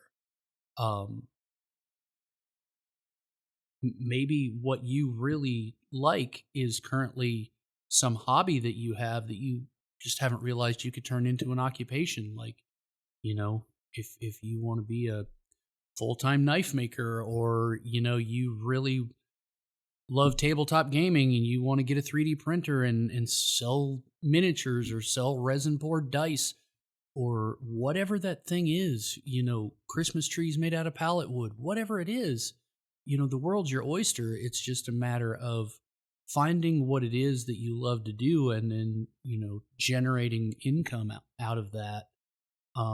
Because let's face it, most of the time, 9-to-5 jobs are not the bailiwick of most veterans. And we discover that, and I'll speak from my own experience and from experiences that many people have shared with me.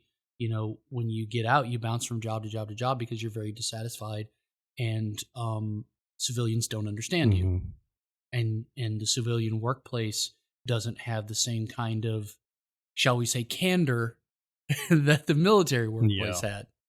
Well, I mean, and it's one of those things that I try to live by is the old adage, do what you love, not love what you do. Right. If you do what you love and not love what you do, you'll never work a day in your life. Right. And, exactly. That's like with this podcast. I don't really work a day in my life, but I'm in here 12, 13, 14 hours a day busting my ass. But Right. I love it. Yeah. Yeah. And that's the thing is like, you can end your day every day worn out and dissatisfied and unfulfilled, or you can end your day every day worn out and satisfied and fulfilled. Mm-hmm. And it's really a matter of making choices. Now, will it require some sacrifice up front? Probably. Will you have, a period of time in your life where you have to watch your budget very closely and really scrape by? Likely. Is it worth it? Is it worth it? Absolutely. Yes. Because, I mean, not only that, if you can do a job that you love, your family life will change too. Right. And it'll be a happier family life. Because if you're coming home from work miserable all day long, bitching to your wife, your girlfriend, your husband, boyfriend, whatever, they're going to get tired of it. Right. And then they already got their own problems if they're working a job. Right. And heaven forbid you both are fucking veterans. Yeah. Yeah.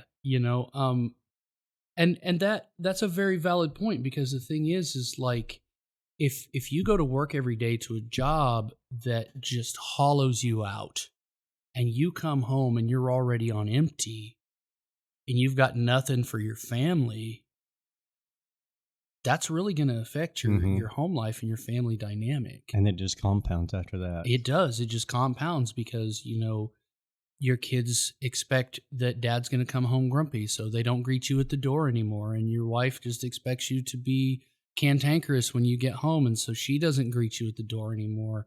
And then all of a sudden you feel like the stranger in your own home because you work a soul-sucking job that is robbing you of all of the ness that is you. And now your family's walking on eggshells. Right. And then it just not worth it. Yeah. Yeah. That, the things that they love and admire most about you are being destroyed by you not living out what your true purpose is. And by not pursuing whatever that is, or discovering whatever that is, because maybe you know and maybe you don't, but at least it behooves us to try and figure out what that is, because, no matter what your belief system is, like, we all have strengths and skills and talents that are inherent to us. And if we take the time to discover what those are, you can call it fate or destiny, or just finding something you're good at that you enjoy. But regardless of how you describe it, like, the process is the same and the outcome is the same. When you are fulfilled and what you're doing fills your bucket, then you've got something to pour out for everybody else, instead of you being on empty and expecting everybody else around you to fill you back up. And it's a long, hard process. I mean, it's not going to be Yeah. an overnight thing. It's not going to be necessarily the happiest or the easiest process. But once you get to a certain specific point, you feel a huge weight off your shoulders. Right, exactly.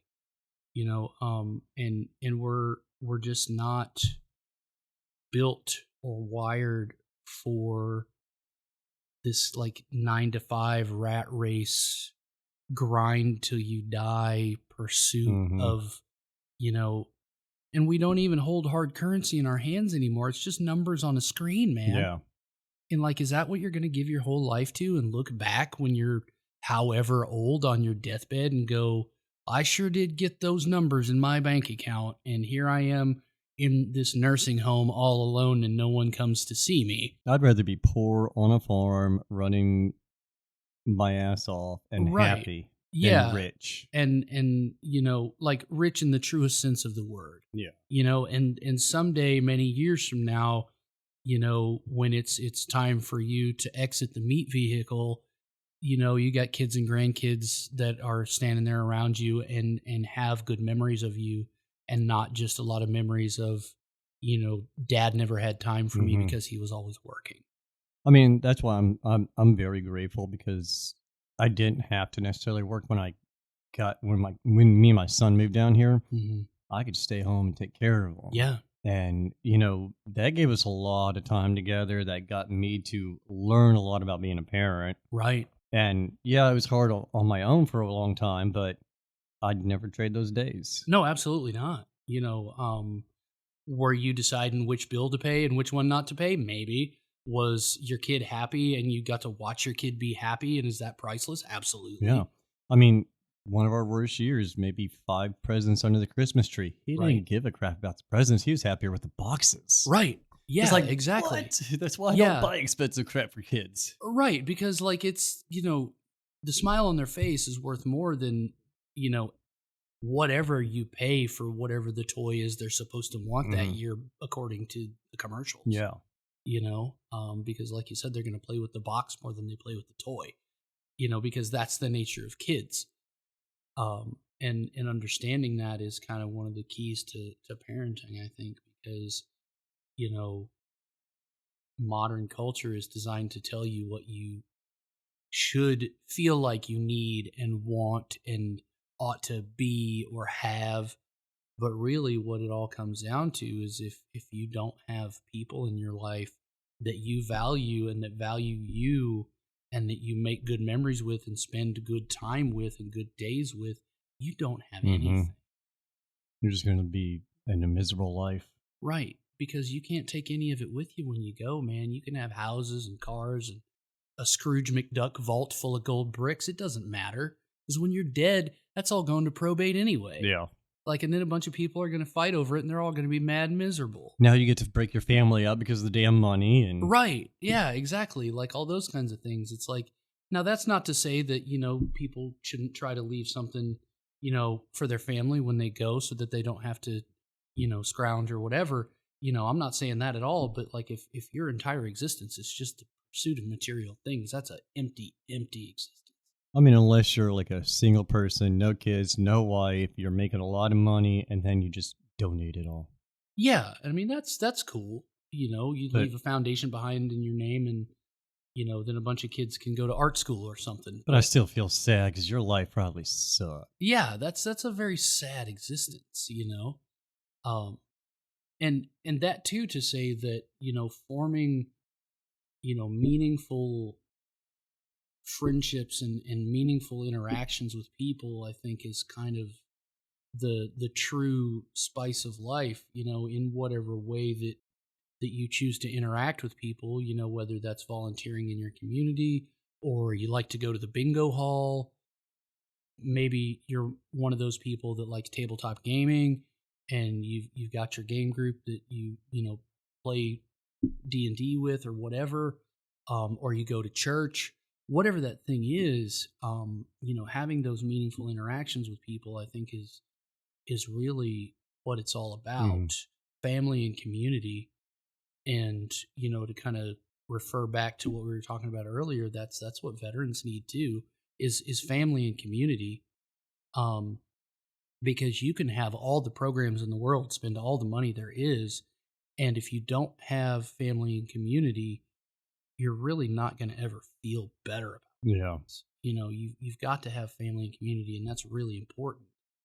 And I think that there are definitely some organizations out there that are doing good work in the area of getting veterans to kind of like not isolate and get out and do things with other veterans. And I won't speak for everywhere, but the local Wounded Warrior Project organization I'm a fan of. People say what they say about the overarching organization, and that's their right to have whatever opinion they have. But the Houston office for Wounded Warrior Project does a lot of stuff for a lot of people, and there are some really good people that work in that office. And they get people out and they get them together and they do cool stuff with them, and that's important. And there are a lot of nonprofits out there that do a lot of different things, whether that's fishing or hunting or, there are nonprofits that get, veterans together for sporting events. There's even nonprofits out there that specifically focus on helping veterans find a D&D group or an online gaming group. Well, a few of them, because you got VetTix for tickets to anywhere. Right, VetTix is great. The Regiment, that's another Regiment good one. Gaming is a good one. Yes, they do a lot. And if you want to learn about gaming, get into gaming, that is where to go. Yeah. Yep, Regiment is awesome. I mean, there's so many different ones. It's just, again, having that full-fledged resource and being able to figure out what would make me happy, what do I need, and where to go. Yeah, you've got, if you're into tabletop gaming, there's Dice of Duty. They're really cool. Dungeons and Dog Tags, also very cool. Roll to Heal is a Texas-based group. They have chapters all over the country, but that's their entire bailiwick, is just they stand up chapters where, okay, this guy is your local GM and he's setting up shop at whatever venue. Go out and play a one-shot or play a campaign. And the cool thing about what Roll to Heal is doing, and Dice of Duty also similarly, is that they have some unique training that they run their GMs through, where they're not only teaching them how to be good storytellers and how to run good games, but also teaching them about peer support and being trauma informed and things like that, and kind of how to navigate some of those things, and also when to know I should probably try to help this person find a resource for the thing that they're dealing with. And so they're not just focused on, let's get people out and, they roll some dice and they have a good time. It's also baked into the process that they are a resource hub to help people connect to what it is that they need beyond the gaming table. And so that's very admirable. And I think that's a great approach. And so those resources are out there, and I definitely applaud them for their efforts. Another really cool organization that's out there is called Plain Wellness, like PLANE, Plain Wellness. And they do woodworking classes, and a lot of them are virtual, where the instructor walks you through what the project is. And some of them are just as simple as explaining how a specific type of tool works, or how do you take care of this woodworking tool.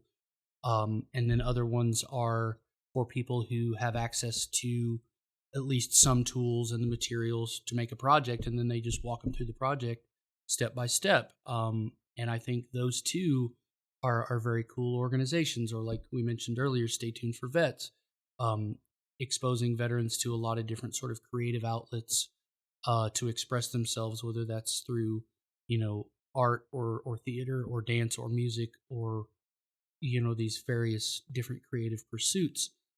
And all of those things have their place because different people have different needs and different interests.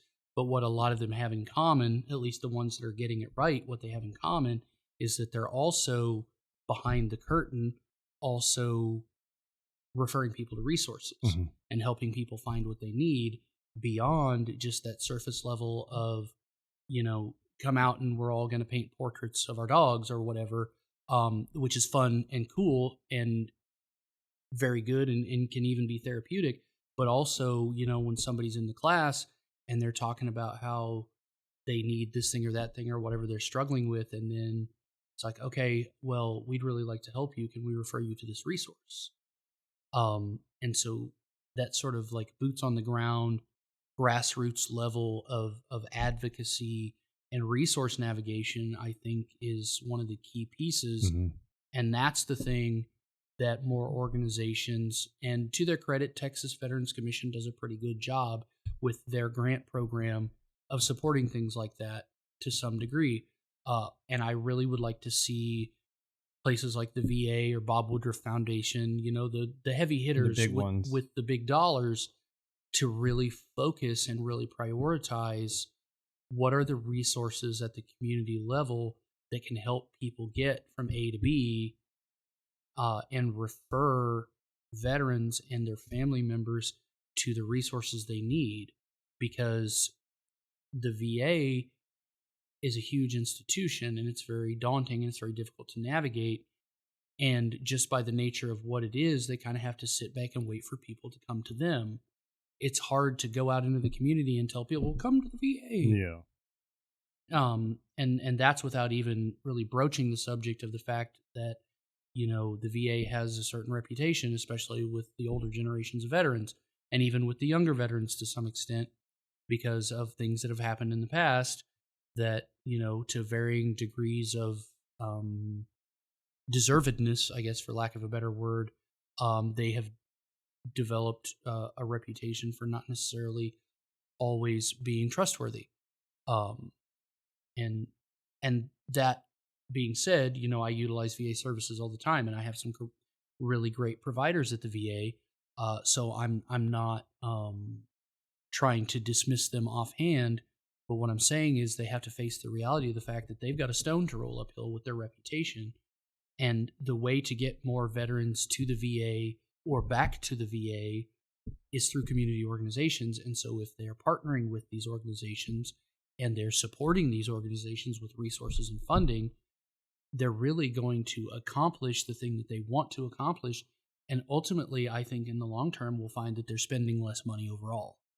Because commercials on TV and the radio and printing pamphlets and doing all these things cost a lot of money and are largely ineffective. And they're thrown away. Right. Everybody kind of just rolls their eyes when they see these commercials on TV. Like, nobody sits and goes, wow, I should really go to the VA based on this commercial I saw. But if somebody you know and trust that is a friend or a good acquaintance tells you, hey, if you go down to such and such VA clinic and talk to this specific person about this specific problem you're having, that carries weight. Yeah. I don't know. Maybe the VA is going to do it like the Boy Scouts did and just change their name to try and change the reputation. They can probably get Motrin as a sponsor. Yeah, maybe they could do it NASCAR style. Yeah. Definitely going to be Motrin, though. Yeah. 800 milligrams at a time, as many times as you need. I think they're banned from Percocet and Vicodin now. Yeah, they're kind of trying to get away from that stuff, but I wonder why. Oh, wow. Dicks. That's a whole other podcast. Yes, it is. Yeah. But that's it's a big issue that encompasses a lot of other smaller issues, and it is going to take more than just a massive institution run by the government to help resolve these problems and help individual people. It takes community level resources. It's going to come down to it's going to be the veterans who speak up about it and try to go, this is what we need. And it's going to be community leaders and citizens that help implement it and keep it going. Exactly, because that's the thing with specifically nonprofits is that they have to sustain themselves somehow for at least 2 years. And longer. I mean, the thing of it is that if you want to run a nonprofit, like, the money has to come from somewhere. Mm-hmm. It doesn't come out of thin air. And some of them come up with very creative ways to do that, to their credit. And some of them even come up with ways that eventually generate funds that become self-sustaining. Yes. But not all of them do, or they do it to varying degrees. And so it behooves us to support the ones that are doing good work. And there are lots of ways to do that. Charitable giving is a great way to do that. I think that more nonprofits that serve veterans specifically deserve the opportunity to take part in things like the Combined Veteran Campaign, for example. Anybody who served in the military remembers roundabouts November of every year, they hand you this booklet and they say, here's all the places that you can send $1 to out of every paycheck for the next year or whatever, right? ASPCA or Easter Seals or whatever. And I think that it would be really great if a lot of these veteran serving nonprofits, one, were made aware that that's a thing, because a lot of them aren't. Yeah. And two, were given a little bit of a helping hand in how do they get involved with that. Oh, yeah. Because that's a great way. Also in terms of nonprofit fundraising, Giving Tuesday is a great vehicle for small nonprofits. Every Tuesday after Black Friday in November, if you sign on to the Giving Tuesday campaign as a nonprofit, they sort of help you to promote. And it's basically like, hey, if you can go and spend a whole bunch of money on Christmas presents and commercial stuff that you probably don't really need, hey, maybe toss a few bucks to this nonprofit that's trying to help, disabled veterans or ugly dogs or whatever, sad puppies with Sarah McLachlan music. That need cosmetic surgery. Whatever that is that, pulls on your heartstrings the most, to go and support those things is really what it comes down to. But, on this particular platform, that's probably kind of preaching to the choir. To an extent, but I mean, I still get to learn. Right. So. Well, no, I mean, it's interesting trying to find all the different donations, the different grants, the different ways. Because, I mean, right now, as far as what I've seen, a lot of businesses, like the really big grants and stuff, they won't look at you for 2 years. Right. You have to get established. You have to get there. So at that point, the money either comes out of your pocket or you're begging people. Right. But I will admit, there are a lot of great companies out there that all you have to do is submit a donation request. Yeah. And they're more than willing to help. Yeah. Some are out there that say they will help and then they don't. And then there are some that just flat out ignore you. It's their prerogative. It's their deal. Absolutely. But I mean, for the few businesses that have helped us, I mean, it's truly appreciated. It's awesome. Yeah, definitely. And to your point, and in that vein, I have to give a little bit of a shout out to Sam Houston Electric Cooperative, because they provided funding for us to host an intro to blacksmithing class through Stay Tuned for Vets. The stipulation being that they want to see veterans from the counties that Sam Houston Electric Cooperative serves, which is multiple counties, Liberty, Montgomery, and 5 or 6 others, which you can check out the Stay Tuned for Vets website for more information on that class upcoming on September the 12th, if you're interested. But all that to say that there are a lot of places you wouldn't quite think to look, like who thinks about their local electric company as a source of support for a nonprofit that's trying to do something good for veterans in the community. So if you think creatively, like you said, you can kind of find interesting outlets where they're looking to give back to the community, and they also understand that small local organizations need love too. Well, you got credit unions and banks, they do it too. Right. It's not the loans and shit. Many restaurants and food places don't mind donating for events. Absolutely. A lot of larger places will sponsor. Yeah. Yeti, the cooler company, they do stuff for events and sponsorships. So, I mean, there's a lot of resources out there. Right. Houston Zoo, they donate. Houston Space Center donates. Yep. The Rockets, the Texans, the Dynamo, they all donate. I mean, there's a lot of resources. It's just get in there and don't be afraid to hear no. That's one thing I'm learning. Absolutely. But also understand that once they reach their contribution limit, you miss the train and you try again next year. Try again next quarter. I mean, exactly. It doesn't mean the door's shut on you. It's just temporary closed. Right. And that's the thing is, like, you've got to think creatively and don't put all your eggs in one basket.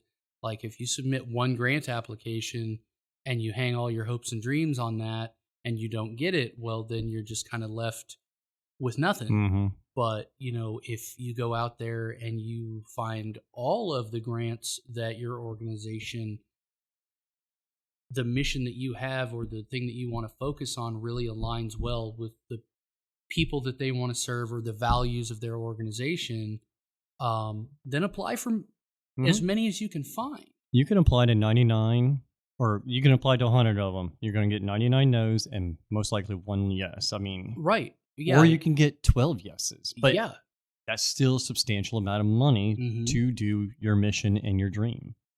Exactly. You know, and if you're talking about nonprofits specifically, there are free resources out there, online webinars on things like grant writing, and there are also free or low cost search engines that help you find grants so that you don't just have to comb through whatever your search engine of choice is from scratch. You can kind of put in, it's like, okay, my nonprofit does this and it serves this group of people. And, you know, here's like the size of nonprofit that I have, because some of them are grants that, you know, only serve small nonprofits or only serve large nonprofits or whatever the case may be, and helps you to filter out what's not relevant, because you can burn up a ton of time just reading the criteria for grants. Oh yeah.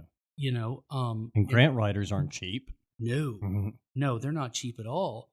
You know, I kind of do a little bit of freelance grant writing work, and I am by no means an expert on grant writing. I've successfully written a number of grants, and even had the privilege of serving on a couple of grant review boards to actually review other applications for grants. So having kind of a behind the scenes look on what that process looks like at the end. But the thing is that the more grants you write, the more you realize that every grant application is different. Oh yeah. So if you go into it thinking, I got this in the bag, and you just kind of hand wave your way through it, pencil whip the thing and turn it in, that's not the way to win. Yeah, they're not going to look at it very nicely. You know, your application needs to be relevant, and it needs to be genuine and heartfelt, because that really comes through. You know, it's just like telling high school kids how to apply for college scholarships. It's like, you really got to sell yourself. What is it that makes you unique, and what is it about you and what you're going to do with that education, or in this case with that grant money, that makes it really worth their while to write that check on behalf of you and not somebody else. Like, what are you going to do for veterans? Or, you know, my dream is to become a doctor and cure cancer, or, you know, whatever the thing is, like for scholarships or grants or whatever you're applying for. What is it that makes their investment in you worthwhile, as opposed to the 100 other people that have written in and asked for that same thing? Yeah. And on that topic of AI. So AI is a little bit of a two-edged sword. It's a great tool, but don't rely on it exclusively, because for one, it's usually pretty obvious if you've just had AI spit something out and just copy pasted and sent it, and it comes across as very disingenuous and kind of lazy. But also, don't be afraid to use AI for what it's good at, to give you something to start from. Yep. You know, craft me a narrative about such and such, and then plug that into, you know, Claude or Chat GPT or Grok or what have you, and then read that over and go, oh, okay, cool, that's a good point that I didn't think of, so I'm definitely going to hit that highlight or whatever, and then go ahead and then write your own narrative, but let that software do some of the heavy lifting. Just don't generate some, you know, kind of half-baked narrative that you then submit and clog up the system, because grant reviewers are real people and they have limited time. And so if within the first couple of sentences of your grant narrative, they can see that you just had AI write it and put no effort into it, they're probably going to stop reading. Yeah. It does. It does. So yeah, these things are tools, but we just don't want them to become crutches. Mm-hmm. Yeah. All right, let's say the last 10 minutes. What you need to get off your chest. Oh man. Well, not necessarily what I need to get off my chest, but just, I guess, to put the message out there that for all the veterans that may listen to this podcast, we understand that you're probably dealing with some heavy stuff, and your life circumstances may be very difficult right now, and you may be thinking some really dark thoughts. But just know that there are people out there and there are places you can go that want to hear your story. They want to support you. They want to help you get through it. You're not alone. And you're not the only one. So if you're thinking along those lines, don't let a temporary problem drive you to an irreversible solution. Because I can speak from personal experience. I've been there. It's not a fun place to be. But no matter how bad it seems right now, there's someone out there who wants to help, who wants to hear you out, who will help connect you to what you need, and will help you get back on your feet some kind of way. So just reach out to someone, even if it's just to call 988 and talk to someone on the other end, just to get through until tomorrow so that you can go and find someone who can help you solve whatever it is that you're struggling with, whether it's money or housing or you ran out of your meds, whatever it is, someone can help you. So don't give up.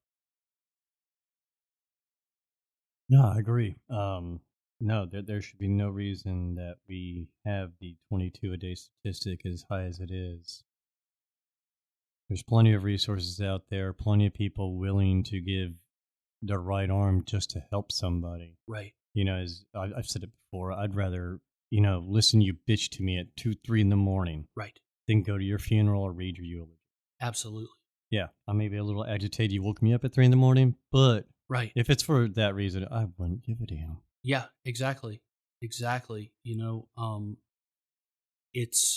too important not to say it and say it again and again, because you never know when you said it for the umpteenth time who needed to hear it that exact time. So it bears repeating. And it may seem like something small and minuscule to you, but to somebody else, I mean, it could be their whole life. It could be. I've had people come on here and go, I didn't think my story was all that great. Yeah, well, your story also got 3 other people to come on here, or your story inspires somebody else. I mean, we get random messages going, oh my God, how the hell could he do this or get to where he is after living that childhood? Or how could she keep going after her husband died right before their child was born? It's like, yeah, exactly. Because that's like the other part of the story is that for most of my military career, I did it as a single dad. Because my daughter's mom unfortunately struggled with addiction and she dipped out. So I was balancing leaving my child with my parents when I would have to go and do things and couldn't be at home.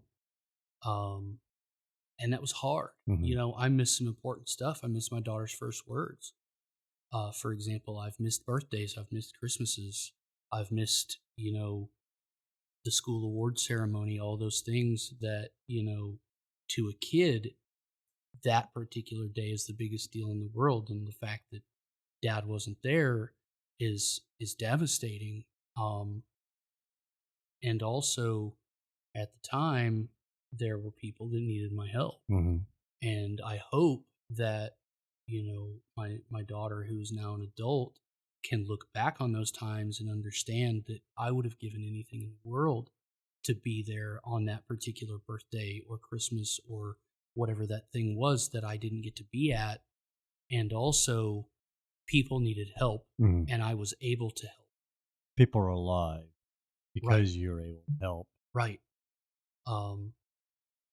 And so it comes with a certain level of balancing that responsibility as a parent or as a spouse with that responsibility of the oath that you swore, which sometimes can be a heavy thing to carry, but that's why not everyone does it. In fact, that's why very few people do. But the people that can hopefully do. And a difference is made in some capacity because of that. But it doesn't come without sacrifice. And it sounds cliche to say things like, well, freedom isn't free, but the fact of the matter is that it's not. It's not free. In fact, it's very costly in terms of blood, sweat, and tears. And so at the end of it all, those of us that thankfully, gratefully, we don't all give everything when we serve, but everyone gave something. And so to kind of give the flip side of the coin about the conversation about, thank you for your service. The thing is that it is good for folks to recognize that sacrifice that's made by the people that served and by their family members that in their own right served alongside them. Because there are a lot of wives and husbands and moms and dads and brothers and sisters and kids who gave up something because that person in their life had to be somewhere else that day or that week or that year to do something that very few people are willing or able to do. And so for all the military families out there, they deserve that same level of thanks. And that's one of the things we wanted to do on this podcast, is not just make it a veteran and first responder thing. Gold Star families, family members. Right. I think we got a couple people who are trying to get their wives or their husbands on. Yeah. Because we want to know those stories. Yeah. Right. There's those long nights during deployment where life sucks. Absolutely. And their military spouses and military kids sometimes have like just as crazy of stories as that family member that was gone on deployment or gone on training and comes back and this thing or that thing happened while I was gone. Man, military families got some wild stories. Oh, yeah. Yeah, so they deserve to get to say their piece too. All right. Any last words? I guess just that I appreciate the opportunity to be here today and to share. Hopefully, some part of what I've shared will resonate with someone and be helpful to them or be comforting to them or inspiring to them. And that I hope that others will come and share their stories as well. And just that we appreciate everyone who has served and the families that served alongside of them, because without the folks who are willing to do those difficult things, we wouldn't have what we have in terms of freedoms and opportunities. And so I don't want to underplay that or take that for granted in any way, because a whole lot of sacrifices happened for us to be able to sit here across from each other at this table and say whatever we want to say into these microphones. Yeah. I completely agree. And on that note, again, as I tell everyone else, if you ever want to come back on, you're more than welcome to. Absolutely. I think it'd be cool. We've been at this for 2.5 hours now. It doesn't even, again, never feels like it. Right. Yeah, it went by very quickly, but no, it'd be my pleasure to come back again and talk about, whatever topic, any topic at all, really, that people find helpful or inspiring or amusing. I'd be more than happy to do that. Awesome. Well, appreciate you coming on. Thank you for telling. Thank you for talking. I learned. Yeah. So, all right, then. I learned how to follow orders. I learned how to care.